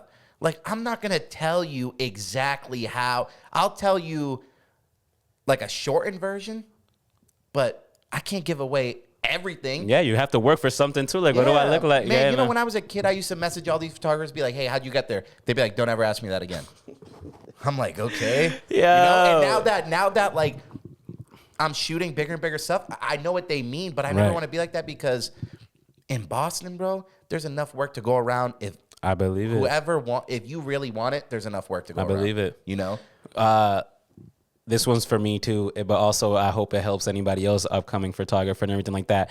Do you think like the only way to get to your level of photography is through like school and learning the proper ways, or do you think it's possible with grinding and? I think now I don't think you need like, I don't think I had to go to school, but there's a lot I wouldn't have learned if I didn't go to school. Because me, it was all, I'm such a good hands-on learner. Right. I'm the same way, but like I said, me looking at the work I've done compared to what you've done, it's like I said, not that I don't think I can get there, but like, you know, being human, being realistic, it's like you can look at some work and be like, I don't know if I could ever, you know what I'm saying? Like, you could get there. To go back to it, like, that's how I feel about my mentor's work, you know? And my mentor's like, dude, you could shoot this shit better than me, you know? So that's how I feel like you being like, yo, looking at my work, having high praises about it, like, bro, you could do it and do it better than me, you know? Like, I just shoot it because I think that's what looks cool, and I think that's what the client's gonna like, and that's what I think I'm gonna like, you know? That's another question I had for you. So when it comes to like,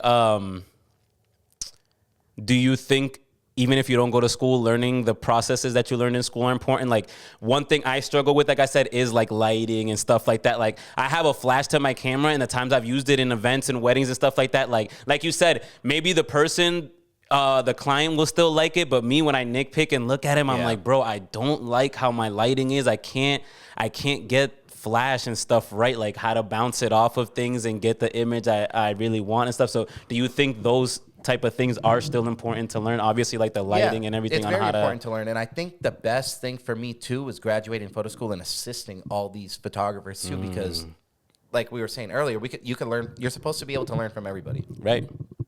And a photographer might light something that to me is like, why are you lighting it that way? But they've been in the industry longer than me. Right. So sometimes that's what, like maybe they've been shooting for this client for 10 years and that's exactly what the client wants. Right. But I'm learning like, oh, okay, like they lit this for this reason, and they had this light here to cast this shadow and then bounced it back here so the shadow doesn't go too far. Right. It's like there's just so much to it. So you can learn photography on your own, but the best thing is you have to be around people who've been doing it, who I was going to say, because like I said, everything I've learned, I've taught myself through like YouTube and everything like that. And they'll show you lighting and everything like that too. But like you said, I'm a hands-on person. It's like me listening to a person tell me this light is here because it's going to catch this. Or it's like, it's not the same as me like seeing it in real time. Like, all right, I put this light here. I'm seeing the result. Like, oh, that makes sense to me. You know what I'm saying? So that's why I feel like I haven't gotten that great at that part, because it's like there's only so much I can do off YouTube and not be like hands-on doing it, you know what I'm saying? And I just feel like I don't get enough work yet where like I'm putting it into practice as much. Like, so the times I have been able to use flash or do everything, like I said, I've defended myself. I've still been able to, like in the editing process and everything, save a lot of these images. But it's like, it's not. I feel like people would look at a picture like that, you'd be like, all right, I just threw a light in front of her, and like, bro, it's not. That's like a like that setup. That's what I'm saying. Bounces, and you would never know that. And with V flats and everything, there's a lot to it. But to go back to it, everybody wants to be big dog, right? Right. But like, I believe you gotta go through the steps in order to be that big person on set, because bro, 9 times out of 10, there's gonna be something that goes wrong on set. And I was just talking to somebody about this, but you have to learn how to adapt when there's a problem on set. Bro, I've always said that one of my favorite things about creating is the problems. It's stressful as hell, but if you really, that's what I'm saying, I feel like you get paid big bucks when you are a problem solver, bro. Like, you have no big artist or anybody wants to hear like, damn, I don't know what we're gonna do now. Like, no, it's your job to try to figure this out, whether it stresses you out till you rip your hair out. But it's like, what are we doing to solve this? And like I said, I've been in that situation too, in music videos, whatever. It's like, there's something satisfying too to being presented a problem, not knowing if you're gonna make it out of that problem, but then actually doing it and everything still running smoothly and getting done the way it needs to. It's like, when you have that problem solver skill, it's like, that's a talent in itself, bro. And like, people don't, like, if you've never been on a big set, bro, when you're on a big set doing these big jobs, there's like 40, 50, 60 people on set. Right. You got an art director breathing down your neck. You got somebody else breathing down your neck who's approving the photos. that the You could have a best friend of the artist that's like, yo, not that, like, yo, who, fall back, hold up, man. These people are, like, that's their job. Right. Their job is to make sure the photographer, videographer is capturing what they need in order to run, whether it's a ad campaign, whether it's just going to press. There's somebody there who's approving it for that company that if all of a sudden, like, if I'm shooting right to a computer and all of a sudden the photos start coming in, they're like, why the photos stop coming in? I'm like, and then that's either up to my assistant to fix or for me to fix. And you got to make it look like, oh, just give me a second. Like, yeah, it's flawless. Handled, in your head, you could not even know what's going on. Yeah, but if you don't have these experiences, a problem's gonna happen. You're just gonna freak out, bro. Being around that many people is stressful, and all these people are at the top of their class. You never want to be that person in those rooms who's at the bottom of the food chain, bro, because it just adds stress. You got to walk onto these sets and really believe that you're there for a reason, and these people hired you because they know the caliber of work that you can. So, of course, yeah, like, obviously the knowledge and all that prepares you, but until you get out there and really start doing these things, it's like that's when it really becomes realistic and you learn how to really move in this space. People have respected me for a long time because I'm 19 going on a photo set, and I'm setting up the light and everything. They're like, how old are you? I'm like, 19. They're like, what? Like, bro, when it, like, you know me, bro. I like having fun. I act like, you know, but when it comes to work. Yeah, no, we still got to get this when done, it comes to, I got to get it done, and I don't care what else is happening, you know? So it's like. Especially as an intern, like, you got to understand that the person that you're entering for is counting on you to have this set up. Like, we ain't in here for you to be just, chopping it up. That's how I've gotten a lot of jobs, bro, is because I've worked for somebody, and the company calls them. They can't do it, so they're like, okay, I know Nick can do it. I know Nick will be professional and get done what needs to get done. That's fire. Touching one more time on the business part of it too. So how hard is it, and like how do you base, like, when it comes to like your pricing and stuff like that? Because like I said, from my personal experience doing low end jobs, it's like, bro, someone always got to complain on your work and what's going on. Well, that's the problem with low end jobs. That's what I'm trying to So I was going to say, is it a little easier to do high end jobs? Like, it's like there's a budget, this is what's happening, and it's like. It's a little easier, but that comes with more stress. Exactly. Like, if you're giving me $15,000 for a shoot, you know, hypothetically. You expect $15,000 worth of work. Right. You know? And knowing what that is too. That $15,000 isn't like a lot of times it'll be like, for example, like, okay, for photography, we have a $15,000 budget for a 2-day shoot. So I got to hire an assistant. That's like $400 a day. Rent equipment sometimes if I don't have it. Or if I do have it, it's like, okay, that's just a wash that like automatically goes into the budget. But then there's like, bro, some of these big gigs, they expect so much out of you. Like, there's sometimes like I have to send photos out to be edited because I don't have time, or they want it a certain way, and I send it to one of my friends across the country who's like, that's what they do. That's another thing that comes out. Gas comes out. Parking comes out. There, you know, so that $15,000, you're not really seeing $15,000, and then taxes come out. And then, so it's like these people have these big budgets, and they expect this big work, but it's like you have to. I've always priced on what I think I'm worth, you know? Word. So it's like, if someone's like, hey, how much is this? And I throw them a price, and they're like, whoa, like, that's out of my budget. Like, okay, that's fine. You aren't the client I'm looking to attract, you know? And that, like, people might take that the wrong way, but it's the truth. And you have to have, like I said, you have to have the power to be able to do that too. Because like I said, not everybody has that to be able to choose what they. Like, that's why every year I raise my prices, because my portfolio gets bigger and my name gets bigger every year. That's one thing I learned about photography. I've like a lot of podcasts and stuff. When I was really like trying to learn, they said that it's like you should be able to raise your prices as the time goes on, as your portfolios get bigger, and as you know what I'm saying, learn more, everything gets better. You know what I'm saying? Like, photos isn't really something. Yeah, and you have to put out what you think is your best work. Right. Because you're like, it sounds corny, but you're only as good as your last photo, or you're only as good as your worst photo. Right. So it's like, I could have a portfolio of 30 photos. If one's bad, what happened there? That's not consistent with the rest of his, so that it takes And in this, years. I feel like you look for consistency, of course. Like, they're going to look at your portfolio and be like, they're all amazing. That's you know what I'm saying? And like you have to get to a point too where, bro, I shoot a lot of sports and I shoot like my lighting's punchy and all this stuff. So like if a company, you have to learn when to say no sometimes too, because a company could find you online and see that you have all this work and they're like, oh, this person's a really good photographer, but we want like bright and airy and like candid, and you got to be like, okay, even though the budget is really high, why am I gonna risk fucking that shoot up just for the money? Like you can't, everything can't be for the money, because then you just like, it's costing these companies a lot of money if they, especially if they have to reshoot it and then you never get a call back. Then I was gonna say, you can't just go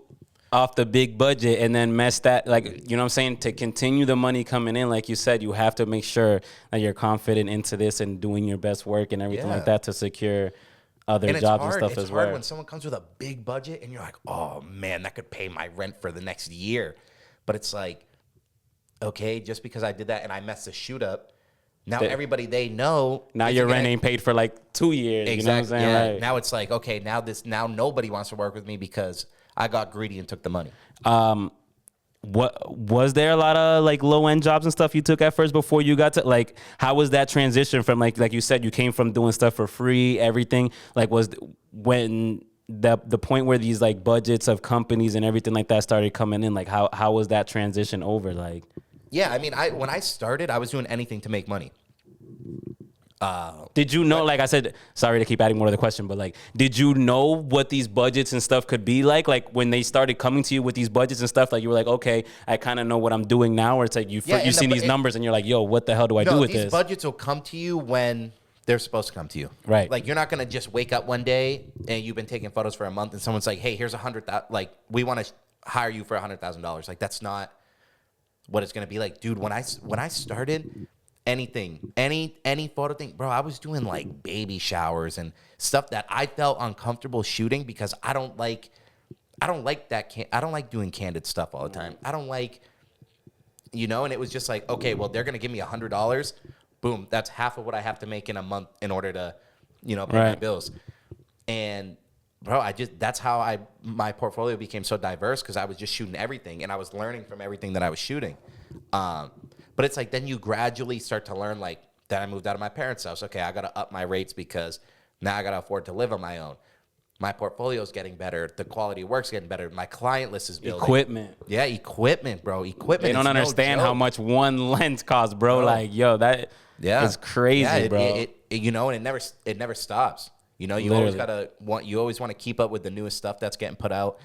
But there's so much to it, and it's like, I'm so glad I never thought I was too good for a job. Word. Do you remember what like your first big budget was? Like, do you like the number of like when you were like, yo, holy shit, like, only if you want to talk about it. Like I said, this is just interesting stuff to me. I like to know people's like how it started and like when you really start realizing like. Yeah, I mean, I never like to get into numbers, but there was one like a couple years ago that it was a holiday campaign for it's called a hydro machine. It's like one of those, like, it's like a rowing machine, kind of like a Peloton, but for rowing. Gotcha. And they were like, hey, we want you to shoot the holiday campaign. It's going to go everywhere on billboards, everything. Here's the number. And I was like, how long are we shooting? They're like 4 hours.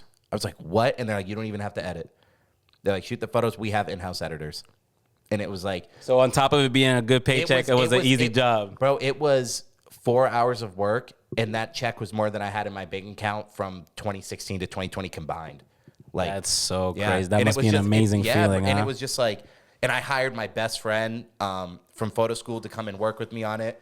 And that's my big thing. I always try to put people that I know in order. You could be, I don't know, you could work at a factory, but if you have the day off, or if you could take the day off and I could put $500 in your pocket, even if you don't care about photography, if I can put some money in your pocket, bro, I try to do that with everything. That's so dope.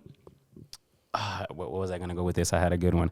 I was going to say, how does that process work? So when a company offers you a budget, like I said, just throwing a number out there. So if they do offer you $15,000, so it's like, in that 15,000 is your money and whatever has to be done as well. Like you get handed that, and then it's like, all right, we need $15,000 worth of work, and this has to happen. It's crazy. A lot of times you have to bid on these jobs. I didn't know that. So a company will come to you. You don't know how many other photographers they reach out to.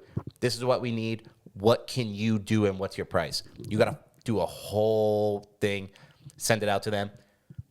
You don't know. They could have only came to you. They could have came to 10 other people, and now you're fighting for the job. You know, and how does this is, I'm sorry, this is just so interesting to me. How does that work? So it's like, because like you said, you've always charged what you think you're worth and everything like that. So when you're talking to these big companies and stuff like that, like, do you still do research on like what the average photo should cost or what other people are like how do you come to a number to present to like a company? Like, because obviously you want to get what you're worth and maybe a little more because you're like, yo, this is a company. Like, you know what I'm saying? Like, I know you guys got it. Like, like how far do you stretch that part? Well, first off, I call my mentor first. He's been doing this shit a minute.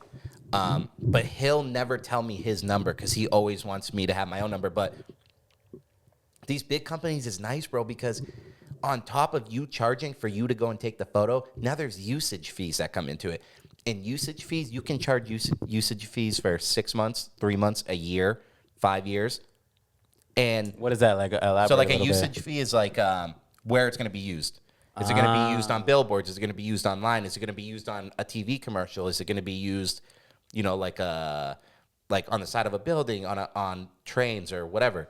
So this, when you're talking to companies, even this is involved in the photo process. Like, what is this going to be used for? If it's a 3-month usage, after 3 months, if they want to continue to use those photos, they got to pay you again, and you have to sign another contract. That's so fire. I did it. You see this? What I'm saying? Like, I've never known the business part of this. There's a lot to it. And you have to literally have all this in order when you're talking to these people and everything like that. Like, but some companies will come to you and be like, okay, usage fee, unlimited usage is X amount, and for you to come and shoot it is X amount, and then, you know, they'll have like assistant budget already in X amount. Like sometimes I've done shoots where I need 3 assistants. Assistant 1, assistant 2 are with me setting up lights, and assistant 3 is what they call a digital tech, who's making sure all the photos are coming in and going to the right drives and everything's smooth, and the client has an iPad where they can see it, or they can come to my computer and see it. So there's like, that's fire. Yeah, there's a lot to it. There's a lot to it that people not to like I said, not to keep making you uncomfortable with this topic, but I just want to pocket watch for 2 seconds. We don't got to talk about numbers, but I just, like I said, I like to motivate people. If there is people that want to be photographers and stuff like that, I want them to understand that it is possible. You know what I'm saying? Like, look at how your teachers, everything we're talking to you, like that's a hobby. That, like, no, I want you to understand that if you take this serious enough, that it is possible in life. So like I said, no numbers or nothing, but you said that budget to that rowing thing was like crazy. Like, has that number like since been, you know what I'm saying? Like it's been beat. But it's like, it comes with time, bro. And it comes with people seeing your work, and like, bro, there's going to be companies out there that'll pay.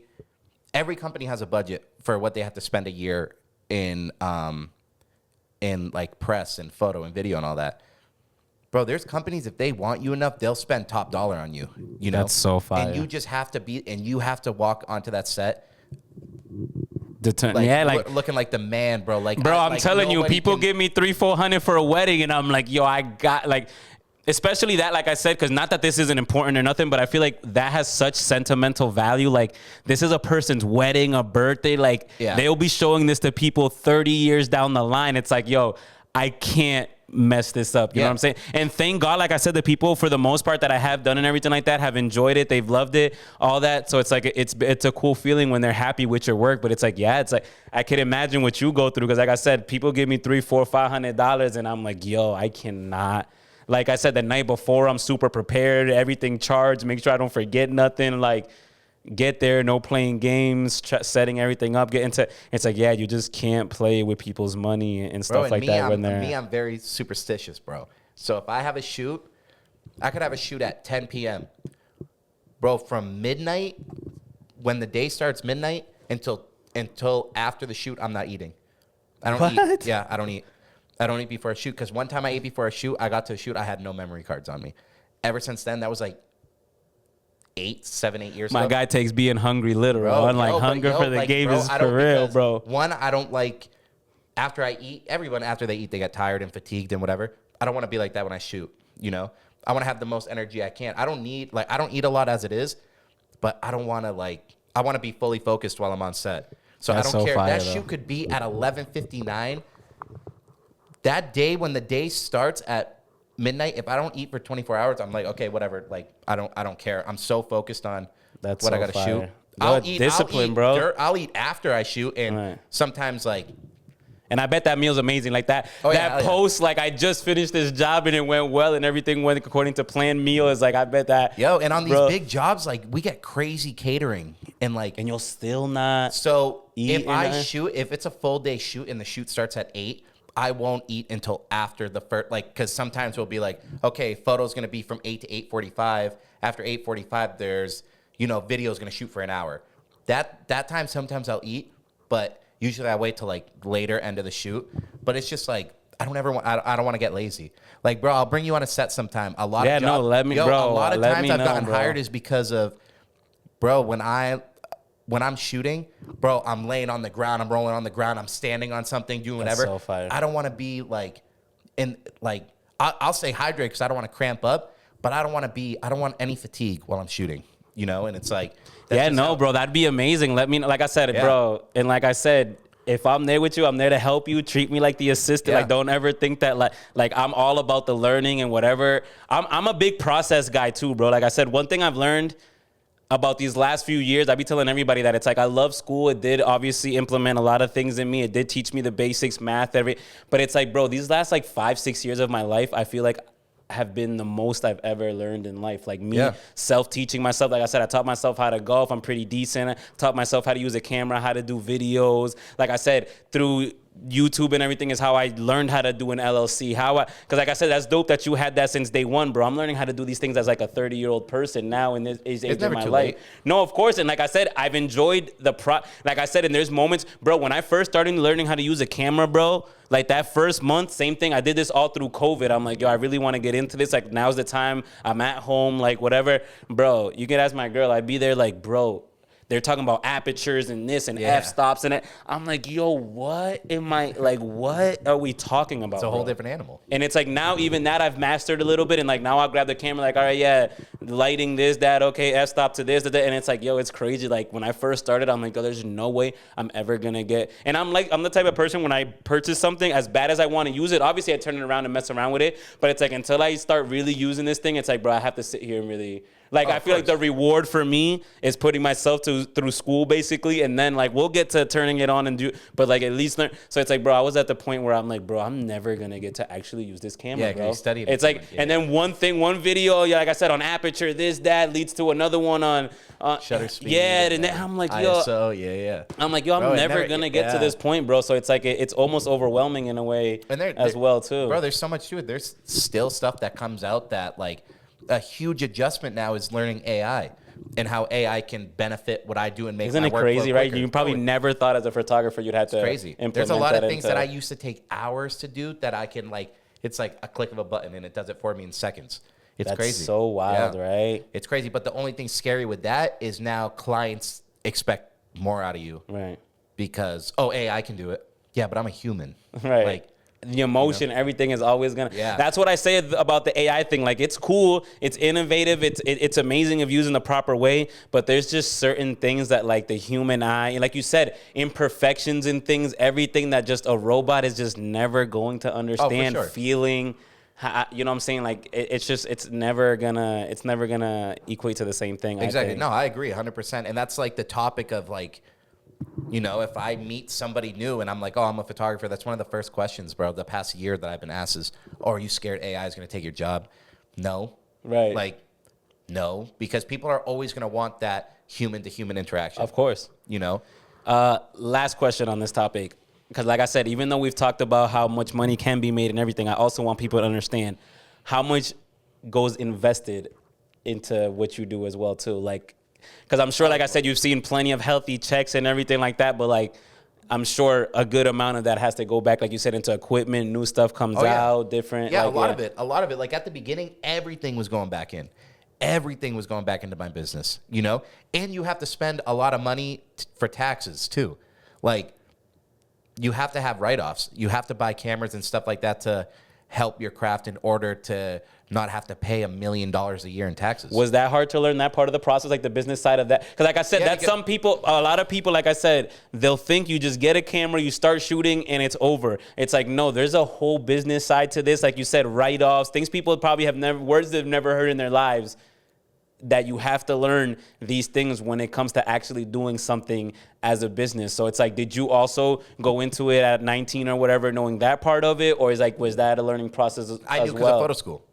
Photo school. So this school sounds like, bro, they had everything. And it's like I said, I don't want to get into like the government stuff and everything like that, but I've always questioned on why they don't prepare us more for life like that. Like that school sounds like that was part of it. Perfect place you would want to, because it's like, bro, you don't learn, tax IDs and how to do an LLC. You don't learn none of these things in school. And it's like, history and everything's amazing, but it's like, what are we teaching these kids to really be successful in life, bro? And it's like, it sounds like the school you went to was perfect. Like, bro, because they taught you photography and everything as well, but it's almost like they taught you how to be prepared for the world and stuff as well. They did. And they that's taught us, so fire. You can't put a price on that type of education, bro. No, of course not. And you know, like in school and stuff like that, like I never cared about school because they teach you to be like, to work a 9 to 5, to not.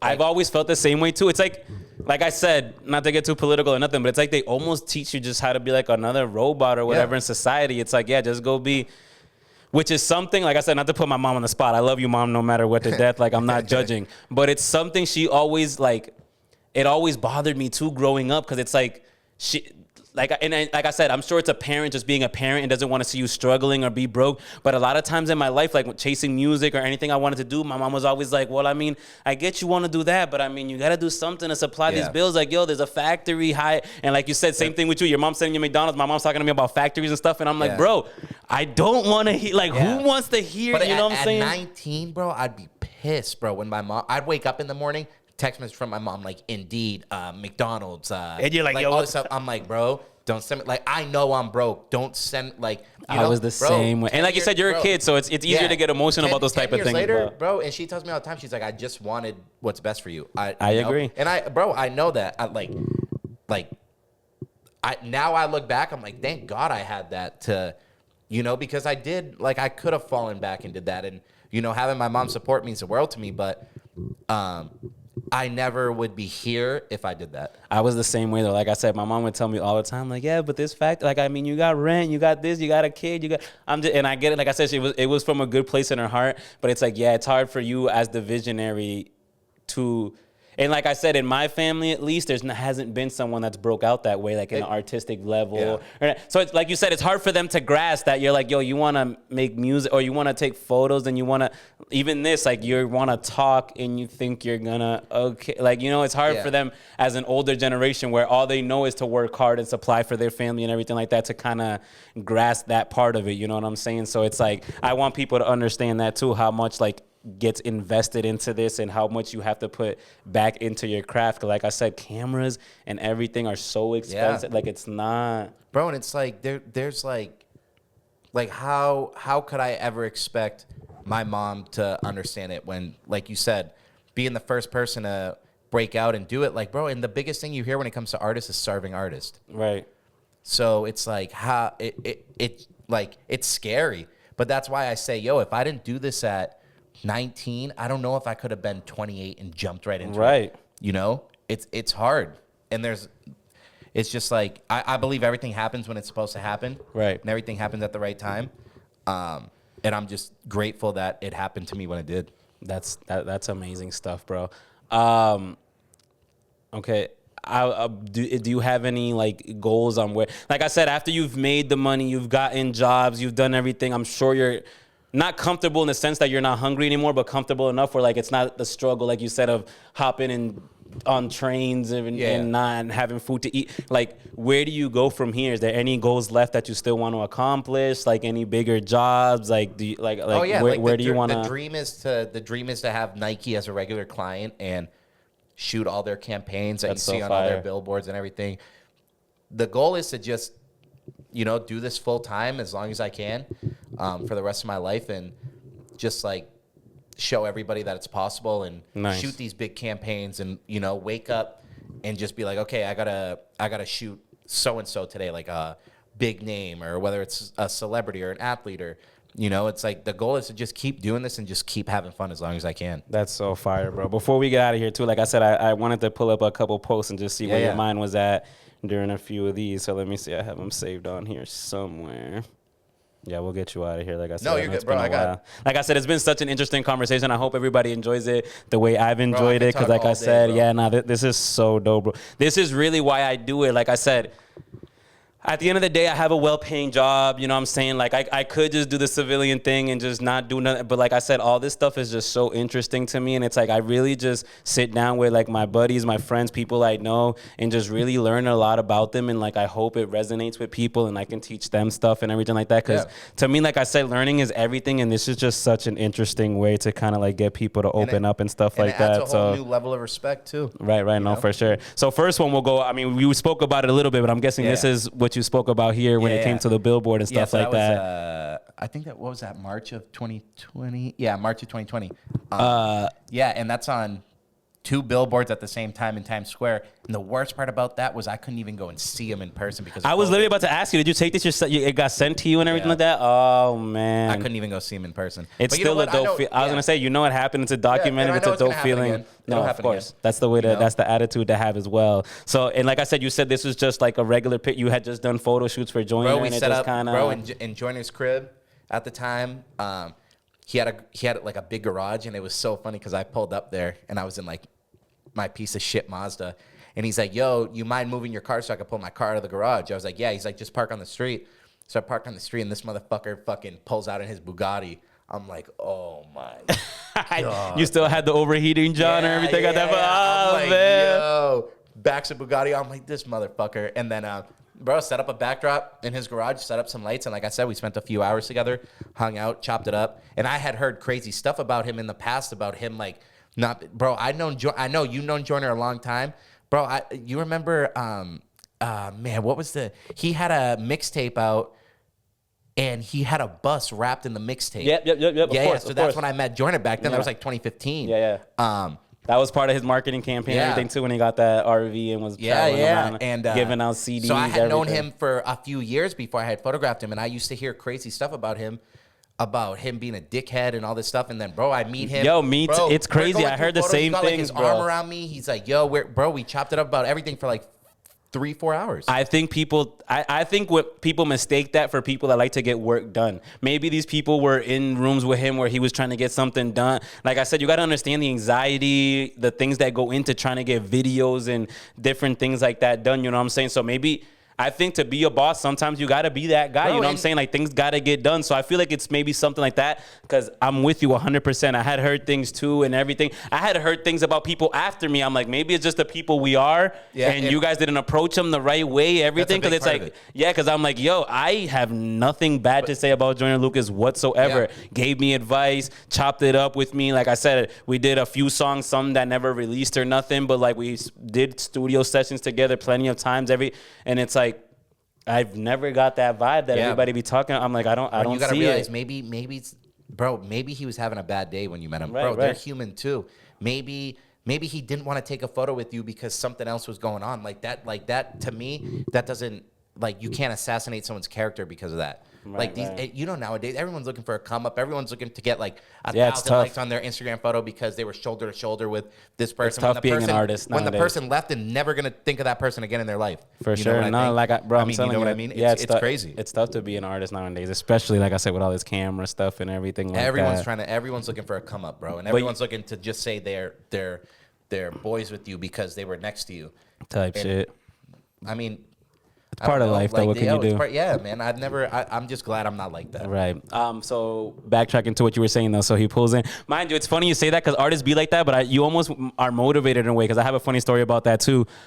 I was in Florida one time with a Spanish artist, Farruko. Some people may know him, some not. But we were working on he was doing like a trap album and stuff like that. And he had me come and like write some stuff for him and just kind of oversee it with him. And my boy was kind of finishing mixing it and recording it and stuff for him. And same thing, bro. When I pulled up to his crib, mind you, this motherfucker he had like this like lime green paint job that he just had on everything he owned, bro. So it's like, yo, this motherfucker in his garage, like I said, when he pulled it open, he got a fucking Rolls Royce Ghost all white with the lime green with it too. He got a Bugatti all white with the lime green too. He had a fucking like one of them Raptor Johns that go into the woods and stuff like that, wrapped in lime green, like 2 KTMs. It's like, yo, I'm looking at this shit. I'm like, yo, nah, like this is it's definitely motivational. It's like, yo, the things you can really, because like I said, when you see it on TV, it's like, yeah, you believe it, but it's almost like make it like when you see it in person, like nah, like these $1 million checks and the money to be made is really real, bro. It's crazy, bro. He pulled that Bugatti out. I was like, especially the dude from Worcester down the street from where we're from. You know what I'm saying? Like, it makes it even more believable. You're like, yo, this is ridiculous. I'm in my bum ass hoopty. But it goes to show it don't matter what you have, bro. If that person likes your work and if they were referred to by someone, Dub's his DJ. He's been his DJ forever. Dub recommended me. He knows Dub isn't going to bring him some random person. Right, you know? exactly. So it don't matter what you have, bro. You could have you could be, bro. And at that time, I had no money. So when I photographed Joyner, the money he gave me, I was like, whoa, like, oh shit, That's crazy. That's dope. And you said you did it in his garage where he moved the cars. You guys set it up. We shot for a couple hours. Because it looks like from the ones he posted, it's like it almost looks white screenish. Yeah, like it's just a white backdrop, and we lit it, edited the photos, sent him a shit ton of photos. Ended up on Times Square. Yep. You see how it's crazy how things work. What is that? You still have that photo pulled up? Yeah, Can you pull that photo up again? What's Jordan Lucas? It was for no album. For the it was right after ADHD drop. Okay. That's fire. So next one here, which you spoke about a little too, but talk to me like how did you get to having like your own gallery and photos posted? Like how do you even Well, it's come funny about because this? realistically anybody can do it. Right. You just have to put the time in, and find the venue. Find the venue and stuff like that, right? But I did one last year in Worcester, and it was all work over the past 5 years that everyone had seen already. I just wanted to like show work and get people in. But this, in January, I was like, I'm going to have a gallery in September. It's going to be a curation of my new portfolio. No one's ever seen any of these photos. That's so fire. all year I'm stressing out for this gallery. And then I had a venue set, and 2 weeks before the gallery, they called me and said I couldn't have it there anymore. Yeah. 2 months before? 2 months before. My goodness, no, it was actually a month before. Wow. It was in August they called me. Actually, they called me like middle of August, and the gallery was beginning of September. Wow. Yeah. So then I had one of my boys owns a gallery in Malden, and he was like, "Bro, just come have it here."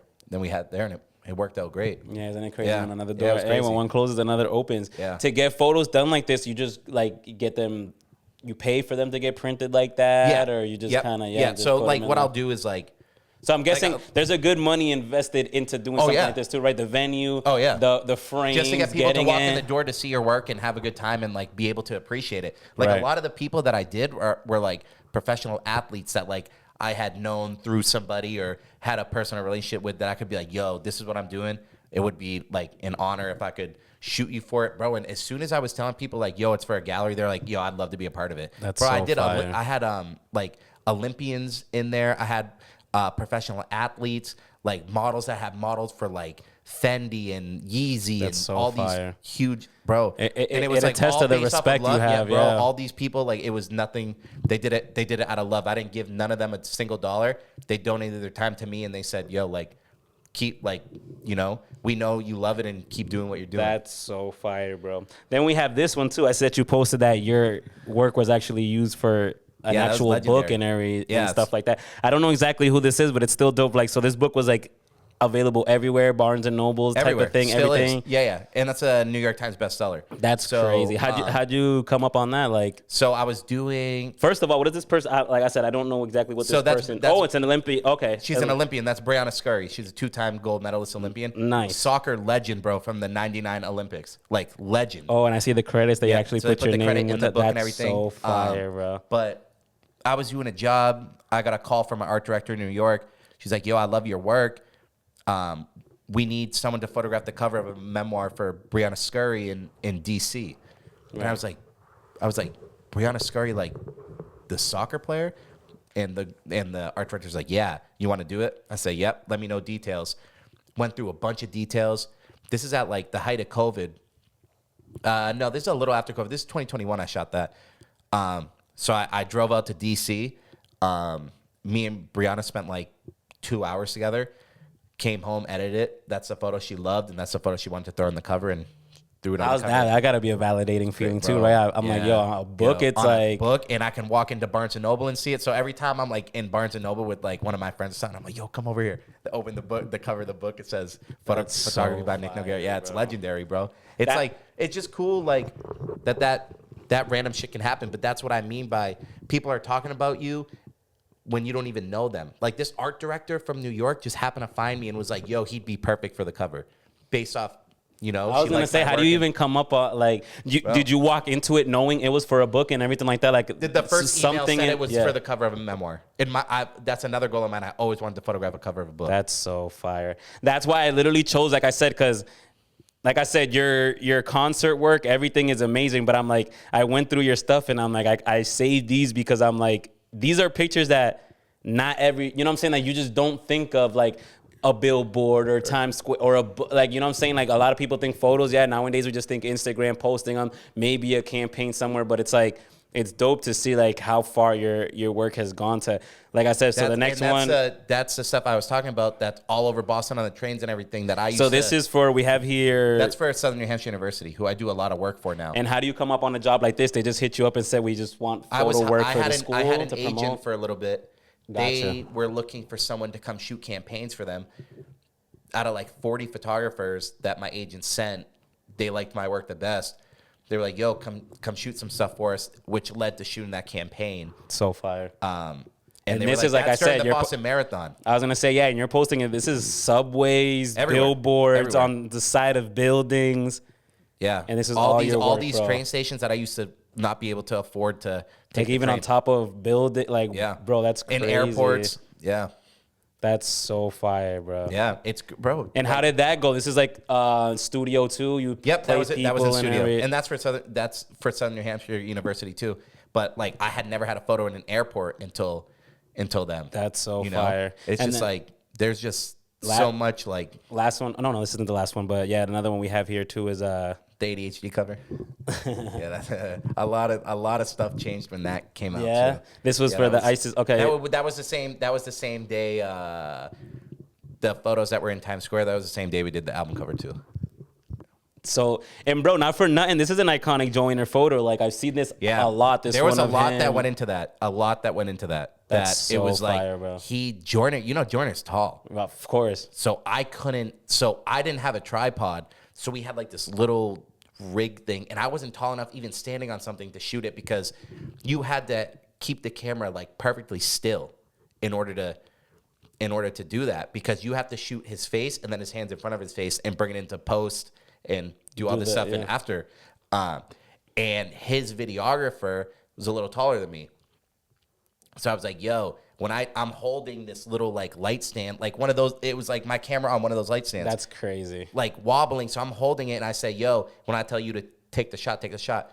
Takes the shots, boom. Some bullshit happened after that, but I don't care what nobody I was said. gonna That's say my it got fucking done. photo. It's on a That's my fucking billboard. photo. Yeah, that's so Nobody so can fire. take that from me. And Yeah. last one here, I see that this is a new promotional work for a MBA trainer. So Yeah. like, how do you come up on these type of jobs and stuff like He this had too? reached where- out to me personally. Was like, yo, I think he had sent me a text or called me one day, and I was golfing, so it went to voicemail. He was like, hey, this is Rob Mack. I'm an NBA trainer, bro, and he's trained like Steph Curry, Derrick Rose, That's so fire. Draymond bro. Green, all these guys. He's a big deal, and he's based in Rhode Island. He was like, yo, I need new work. So that was just like a headshot type of thing. Like, just come take a few of me and kind of. Yeah, because he wanted to use it for pamphlets. He was revamping his website, and he was like he needed photos for like slideshows because he was going places and like talking like inspirational. so fire. Talking. So we spent a day together and we did a bunch of stuff out in Do you Providence. ever get nervous anymore when you get hit up for jobs like that? Like I said, when it's Oh, something every time. I was gonna say when it's something like pamphlets or billboards or like when you know that their plan is to promote this at a high level and spread it everywhere. Like, do you ever be like yo, I like fuck like do you Every think- time until I pick up the camera and I'm ready to shoot. That's so fire. That's And you every just lock in, yeah, huh? yeah. That's that'll probably happen the rest of my life. I'll be nervous until I pick up the camera and everything's set up and I take that first shot and it looks how I want it to look. And it's sort of like a validating thing, right? Like, yo, they wanted me here. They know why I'm here. It's exactly. like I got this. They're not gonna hire me if they didn't think I could do it. Right. You know what I mean? And even these companies that try to hire me for stuff that isn't my style, I could do it, but I don't want to risk it not looking like you could. I could shoot it because I could just hire people to light it exactly how they want it. You know, which a lot of times we do hire lighting. But I know my lighting, so a lot of times I like to do it all myself. That's fire. But for certain jobs, if the budget's big enough, man, I'm gonna hire 3-4 people to light it. I'm gonna say, this is what they want. This is how you gotta light it. Boom! I walk up on set, it's already lit. All I gotta do is shoot the model how they want it. That's fire. Like you said, once you get to the high end, like it's still work and it's still like I bet stressful, but it's like it does become convenient, right? Because it's like for sure. When you're doing low end jobs, it's like, bro, everything is on your own. So it's I like, gotta light it. I gotta edit it. Sometimes when I get to go on set and it's like, Nick, all you have to do is shoot these photos and make sure they're sharp and make sure that's what the client wants. And I send it off, and the people go and edit it. Amazing Beautiful. stuff, right? Yeah. That's fire. Yeah. So do most of your work, do you edit yourself, or does it usually get sent down? A lot of work I edit myself. Still through Photoshop and all that stuff just as well? just because I like the way. What do you think about Lightroom? That's sometimes what I use that. Yeah, that's what I use. Lightroom for like basic adjustments, and then if I'm going deep into editing, I'll pull it into Photoshop. That's where I haven't gotten to either. I have never used Photoshop or nothing. Animal, yeah, most Photoshop, of my stuff. I'm 10 years in, and there's still stuff on Photoshop that I've never even seen. I get scared, bro. Like I said, teaching yourself. Like I said, I taught myself how to record music a little bit. I've taught myself how to edit videos and stuff like that when I do them, and even that was like, I'm like, yo, like to add, and like I said, I love learning, and even then it's still sometimes like, yo, do I want to add another program to my brain? It's like I've always wanted to, because I know like real editing and like the real deal is through Photoshop, but I still be like, do I want to get there at one point in my life? Like Lightroom for what I do, I mean, Lightroom's fine. Gets you can the do a job lot done. in Lightroom. It's just if you want to get like really deep in it, you gotta get into Photoshop, because there's a lot of things in Photoshop that you can like really make your. Can you give me an example? Like, so for what, like shadows, maybe like around a person's face, like blemishes. So mostly I'll do it. Like, say I take a photo and there's something in the background I don't like. Like Photoshop, it's way easier to select that and remove it compared to Lightroom, where Lightroom isn't. I've never had that issue of where like trying to remove something that I don't. That's what I'm saying. Like that's like high end photographer stuff that I haven't. Yeah, like I've done photos. I've done photos where like I'm in Photoshop for hours, like removing stuff and adding stuff and trying to get like, like trying to like fuck with the lighting. It's hard to kind of fuck with lighting, but like you can like, if your background's too bright, you can lower the background light a little bit and like kind of mask the person out and make them look fine. That's fire. Yeah, there's a lot. There's like I still got a long way to go. Like I said, I feel like I've spent a lot of time learning even what I have learned now, and like you said, it just never ends. Yeah, bro. it never ends. It never ends. So you just gotta know when to stop. right. I hear you. Yeah, which sometimes. Is there a job that like, how do I put it? Like, have you ever had like any weird jobs or like any stories of like things that haven't gone well, or like any jobs that like? Oh yeah, I did a job, probably like 2018. This gym hired me to do a job. They were shooting for their website, and I was like, hey, if we do this, like, we got to do it at a time of day where there's nobody in there. Can you guys block off like 3-4 hours to do it? I took out of my own pocket this makeup artist from the Cape to come down, really good friend of mine. I paid her out of pocket to do hair and makeup, everything. Bro, we get there, the gym is fucking packed. I'm like, they're like, yeah, we couldn't close the gym. And So they wanted you to shoot while it's open? Yeah. Hey, so we're that's shooting while it's crazy. open. They didn't know anything about release forms, none of that stuff. So the shoot went fucking terrible. I send them the photos.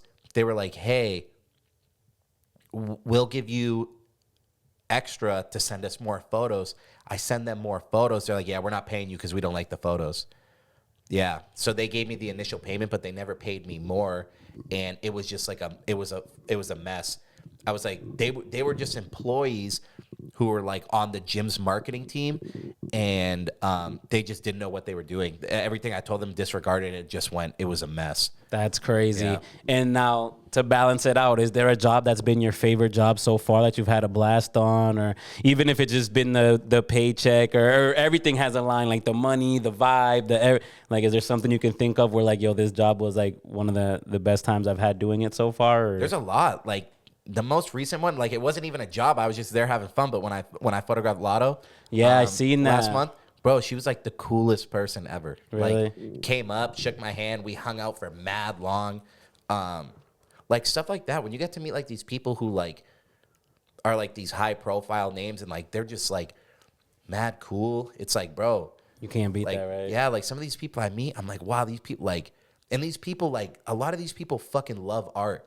And they love like what goes into it, because being a music artist, you're an artist too. It's in the name, you know? Do you like when you sit down and have these conversations with them, do you show them a little bit of your work? Like, this is what I've done and everything, and get like good reactions out of them and stuff? Every now and then, usually it's kind of like just a trust thing. They trust that the work's gonna that look you're good. there for a reason. Like if he's talking to me, he made it here through something. Gotcha. Yeah.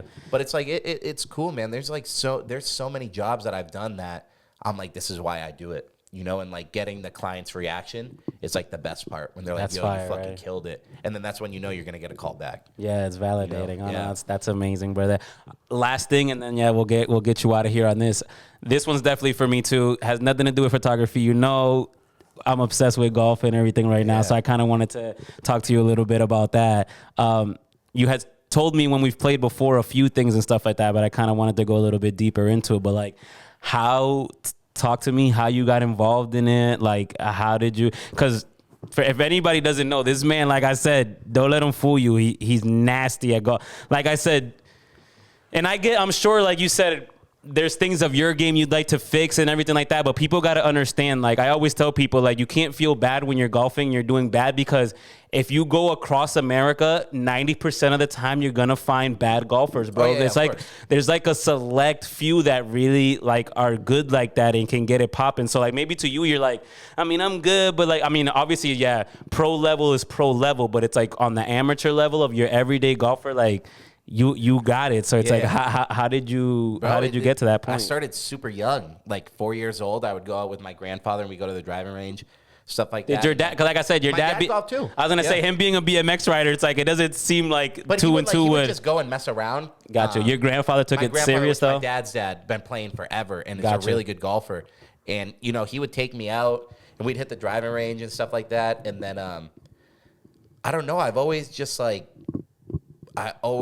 being a kid. I was just like I want to be. Actually, it's crazy because growing up, the only thing I was better than my brother at was golf.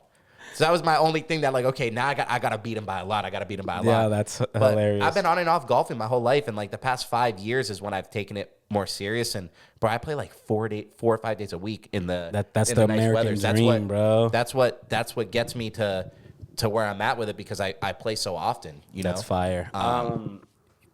Did you play in like school or anything, or it was just something? In 7th and 8th grade, I played for the school I went to in Templeton. I played for their team. How was that experience? Like, were you better than most of the kids, or like? No, we were all pretty even back then. We were all like, we're in 7th grade, so we're just kind of messing around. No one's really that yeah, good. you're still finding your swing. You can barely swing a club because they're heavy. The high school kids were really good, but we were just like, there was like 3 kids on the golf team. And I feel like it's always been like that. Everybody I talk to, especially around our areas, they're like, I actually heard, bro, so I'm saying this on the podcast, and like I said, I'm speaking into existence, hopefully somehow. Like I said, like, mind you, I get a lot of people will look at this and be like, bro, what qualifies you? But it's like, listen, like I said, anything I do in life, I take pretty serious. I grind hard. Anybody that knows me, if you know golf, like I said, I'm like at a 14 handicap now. And just to get to 14 with no skills whatsoever, I didn't grow up playing baseball and had like a natural swing. I didn't, you know what I'm saying? Like I literally started from the mud, day 0, swinging a club crazy, and have made it to a 14 handicap. So it's like, I feel like I've watched and learned like every technique. I can look at a person's swing, and I always told myself, like, I think I can definitely be a better coach than what I am a player. With all that being said, I've always like talked to Mr. Dell, shout out to him, who's the coach right now at Fitchburg High. I've always spoken to him, and I always like joke around with him, like, yo, if you ever want to step down, like, I would love to take over, help these kids out, everything. So I've always been in talks with him of like trying to take over the Fitchburg High team, and even he tells me that their like home course is Oak Hill, right? Bro, yeah, that's what I'm saying. If I would have known that in high school, bro, I would have jumped in, bro. But when I was in school, bro, I used to get made fun of for being on the golf team. Everybody did, bro. Shout out my boy Ducos, too. Ducos was the only, mind you, he's a minority, too. So it's like, that even makes it worse. It's like, we would look at this kid and be like, bro, you're on the golf team. I never even knew Ducos golf. Bro, that's what I'm saying. He has it now. You're slacking heavy, bro. I'm going to say that right now. But it's like, yeah, it's like, he would tell us he was on the team, and we'd be looking at him like, bro, the golf team, like, bro, you're bugging. Like, what does that even mean, bro? Now all these motherfuckers be playing, and I'm smoking all of them. Bro, if I would have known it was Oak Hill, bro, I would have jumped head. It's like, you got to understand, as a high school kid, bro, that course is like one of the most pristine and private in our area. It's like some people will never get to play this course ever in their life. So it's like you could have played there throughout all of high school. So it's like, for that alone, it's worth being on the team. You know what I'm saying? In high school, everyone want to be on the baseball, basketball, or football team. I'm like, yo, I'm a golfer. Right. Let's do this shit. And like, it was like, yo, I'd be in the hallway getting made fun of. Because yo, for the golf team, like, you know, like the basketball players would wear their jerseys and all this shit. Bro, golfer, you'd have to wear a polo. They're like, what the fuck you wearing a polo, bro? And it's funny because not even my style, bro. And I guarantee you that half the people making fun of you are golfing now. There's so many basketball players and people I grew up with that have switched over now. It's like, yeah, it's funny how we were all making fun of this in high school, and it's like it's the thing to do now. I love how it's growing though as a sport. Yeah, and I love it. That's the only thing you could do. I wish I would have got into it then, bro. I got into it. Bro, like I said, after this season, my next year will probably be like my 4th complete season of like since I picked up clubs and stuff like that. But like I said, making long story short, I was getting to the point you were saying that I've talked to him and it's kind of sad how he told me that he doesn't even like, I don't know if I could disclaim this, like, oh well, my bad. But he told me there might not even be a team after this year because like nobody really wants to sign up and play or anything like that, bro. So it's like, you talk about you had 3 kids on your team. It's like, bro, we're getting to a point where it's like kids don't even really at least in that area, like in our area, in Fitchburg area, like I said, we have to do something in the athletic program, bro. I was seeing the same thing with the football team. Like, everybody's complaining, new coaches, new this and that. I'm not debating that's smoked. They're getting smoked every season, bro. Game crazy, bro. But it's not just Thanksgiving. Like, this is just how their seasons go now for like the last few years, you know. And like I said, I haven't personally sat down and gone to a game or watched for a minute, so it's like I can't sit here and blame coaches or anything like that. But I have heard too that it's just like kids don't want to kind of play and stuff either. So it's like I don't know what's going on in the Fitchburg like sports department system now, where it's like I don't know what's going on because like I said, I've been on my old math teacher for a minute trying to like take over, and I would love to like take over the school program, and I think I'd do good because like I said, I'm known enough where I think kids will respect me to a point, and like I said, I take it super serious. Like, I know I've only been playing 4 years, but it's like, bro, like I live, breathe, dream about golf all the time, bro. Like, ever since I first swung a club and seen a ball in the air, like I've been obsessed with it. So it's like, it's sad for him to be like, I mean, I'll put a word in for you, but I don't even really know if there's going to be a team next year. And I'm like, damn, bro. Okay, here's a question for you. Ready? Do you think it's kids not wanting to play these sports, or you think it's kids that can't handle what it takes to learn? It could be a little of both, bro. Because like I said, I don't want to judge nobody or nothing, but from me, if my personal opinion of me growing up, there's just too much to get distracted by in the city. That's what I mean. Yeah. You know what I'm saying? So it's like, like I said, disclaimer, I'm not saying any kid playing sports now or nothing is doing this. I'm talking about my personal experiences. I graduated in 2011, so we're going way back to then. I'm talking about personal opinion. There's just too much to get distracted by. You start smoking weed at freshman year or this, that, you get lazy. But not even that, it's the phone. When we were we didn't have like we had it not to this extreme. Yeah, we were on the tail end of like, you know, the people getting the like it. Yeah, like you said, I think it's both. Like I said, I think these kids are just lazy. They don't really want to put the work in. And like you said, and now we live in a time where it's like because of phones and everything, it's almost like they want to fake it before. And like sports and stuff like that, you can't fake it. Like you really got to put the work in, and you really got to.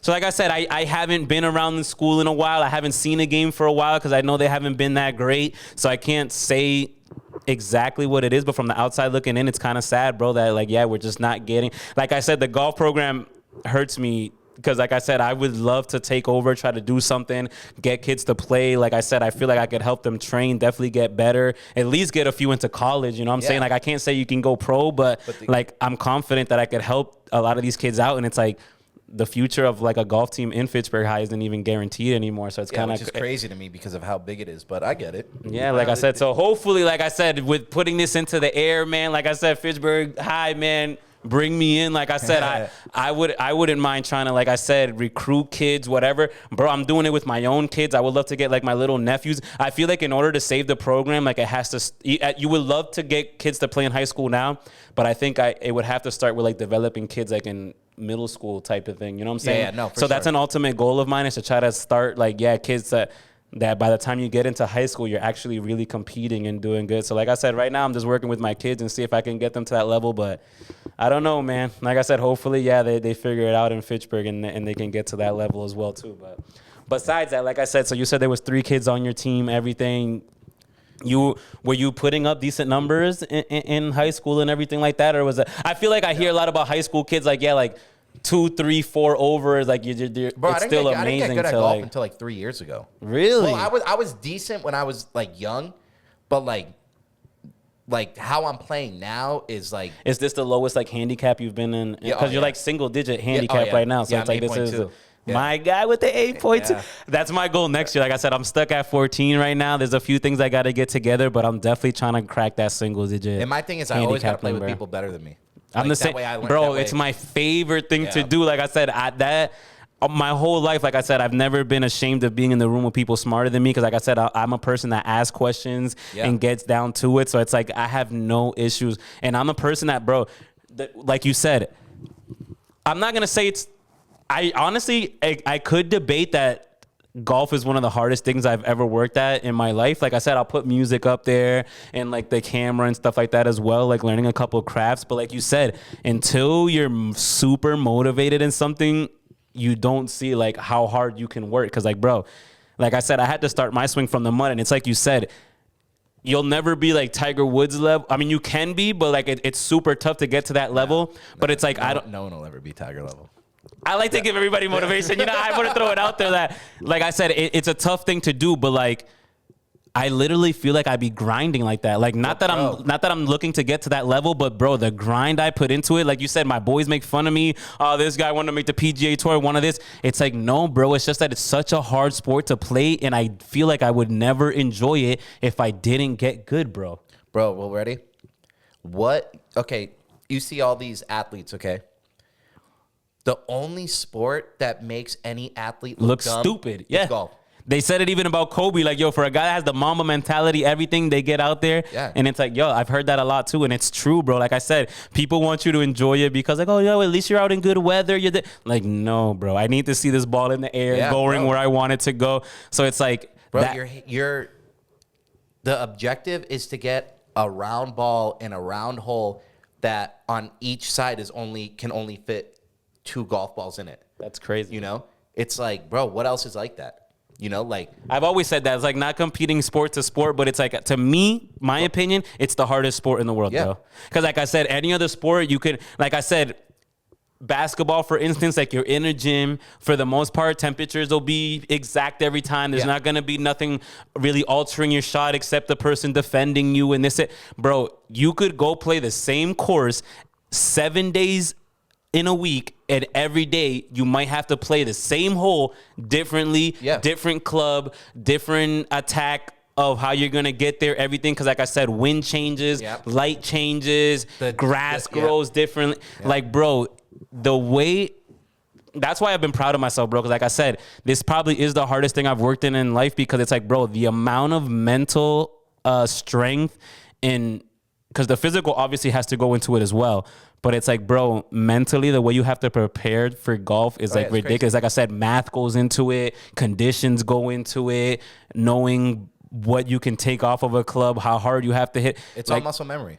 It's all bro, muscle it's memory, crazy. And all golf is between what your eyes are seeing. Yeah, you almost have to. It's literally an imaginary sport. Like, you have to imagine this thing and believe it before anybody else can believe it. Why do you think every other sport is loud as fuck, but when you go to a golf course, you got to be quiet. Yeah, because It's all mental. Yeah, the concentration is crazy. Yeah. And I heard Tiger talk about that too. It's like, bro, the reason he was so good is because he wasn't afraid to imagine the shot nobody would try to imagine, bro. You know what I'm saying? Like, even if it led to him, like I said, if he's blocked by a tree and okay, he could be on the fringe just before the green, but the next person will be like, nah, let me lay up so I'm still on the fairway. Like, no, Tiger would be the type of person like, I'm gonna go end up in the fringe, bro, and get the right angle and figure it out from there. Bro, when Tiger was a kid, him and his dad would go to the driving range. Tiger would be hearing his swing coming down. His dad would kick the golf bag, scream, do anything.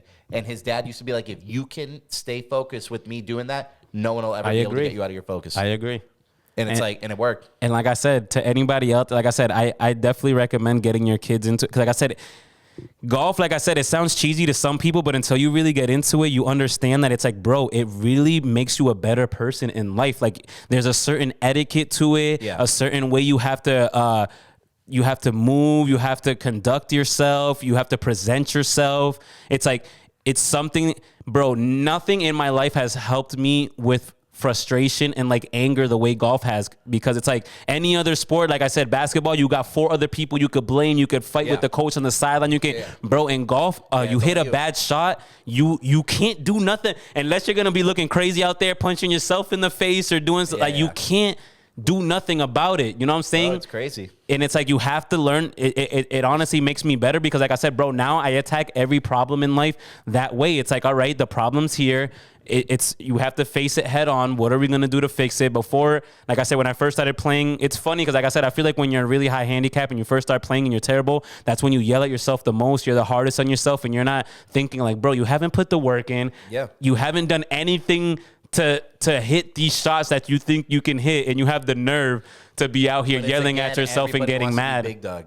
But nobody wants to put in the work. And like I said, after the work I've put in, like I said, these last 3 years, like I said, I literally, like, I want people to understand that the work I've put in just to get to 14. And 14 to some people might be not that great or whatever. To me, it's a great accomplishment, because like I said, for the last 3.5 years of my life, I have literally been, if not every day, damn near every day, I've been swinging, bro. Good. That's how it should be. I literally took down my closet door, have a mat in my room. Oh, you were telling me about that. You hit it to the, And I hit my short irons, everything into my room, just working on swing path, trying to get, bro, like, people don't understand the work I've had to put into this, the countless videos you have to, like, I've watched to try to better things, bro, like, because I haven't really been able to like find the time or the money for like good teachers, you know what I'm saying, to really like, so it's like everything has been self-taught. And like I said, I'm a fan of the process. It's been tough to do, but it's so satisfying now that like in this final third year, everything has really started clicking for me. I can really get to the holes, and I still messed up, and don't get me wrong, it's still a lot of work to be done, but like to see a shot, to look at something and say, okay, aim in a certain vicinity and it actually happens, like there's nothing more satisfying than that. Like when you can actually control a ball 100, 200 yards away, and you know what I'm saying, and actually like, bro, the feeling, like I said, satisfying. Yeah, like I said, it's anybody trying to get into it or thinking about it, like it's super hard. You're gonna be frustrated, you're gonna want to quit a lot, but bro, it's so satisfying to stick to. And when you actually get good, like you said, I didn't know, I thought you've been this good your whole life. To know that's like only 3 years that you've really like been going hard at it like this, it's amazing. Because like I said, it's something so tough to do, but when you do it, it's gratifying, bro. Like I said, there's no better feeling than being out there. And like I said, you can apply so much of those things to life. Like I said, how to be patient, how to conduct yourself, how to be a better person.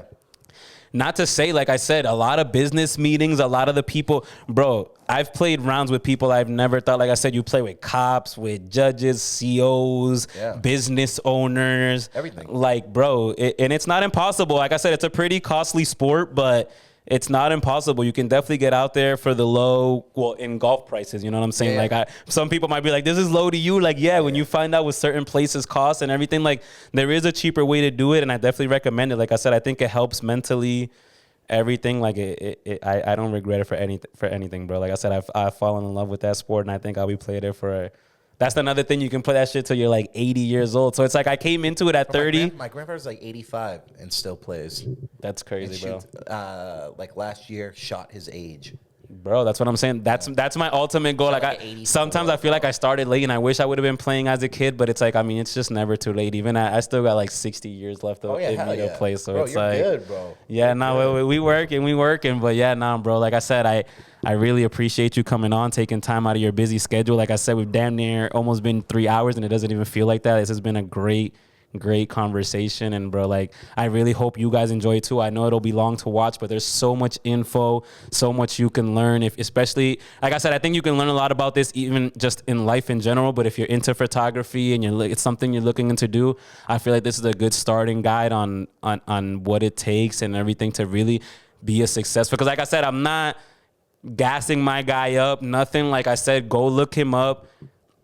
His profiles and stuff like that are under his name. Like, go do the work for yourself. Like I said, if you think I'm just gassing him up, go see his work. Like I said, it's amazing stuff, and it's cool to hear like the grind process and everything it's taken. And like I said, I appreciate you taking the time out of your schedule and everything like that to do this for me. And I really hope everybody enjoys it as well. Like I said, this has been really dope for me, bro. Yeah, And man. I appreciate you coming out, bro. Like I said, I started doing this for like I just, like I said, shits and giggles, just shooting the shit with my boys and trying to get like dope conversations. And like this is a satisfying feeling for me as well. Like going home now and editing this, hearing the conversation over everything.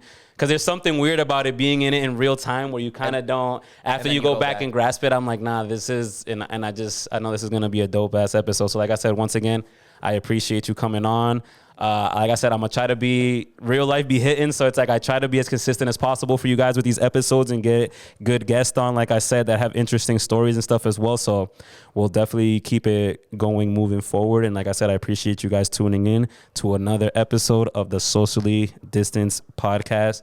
We will definitely catch you soon again. You already know. Appreciate you, my brother. Man, you already know that was fire. Yeah, that was super fire, bro.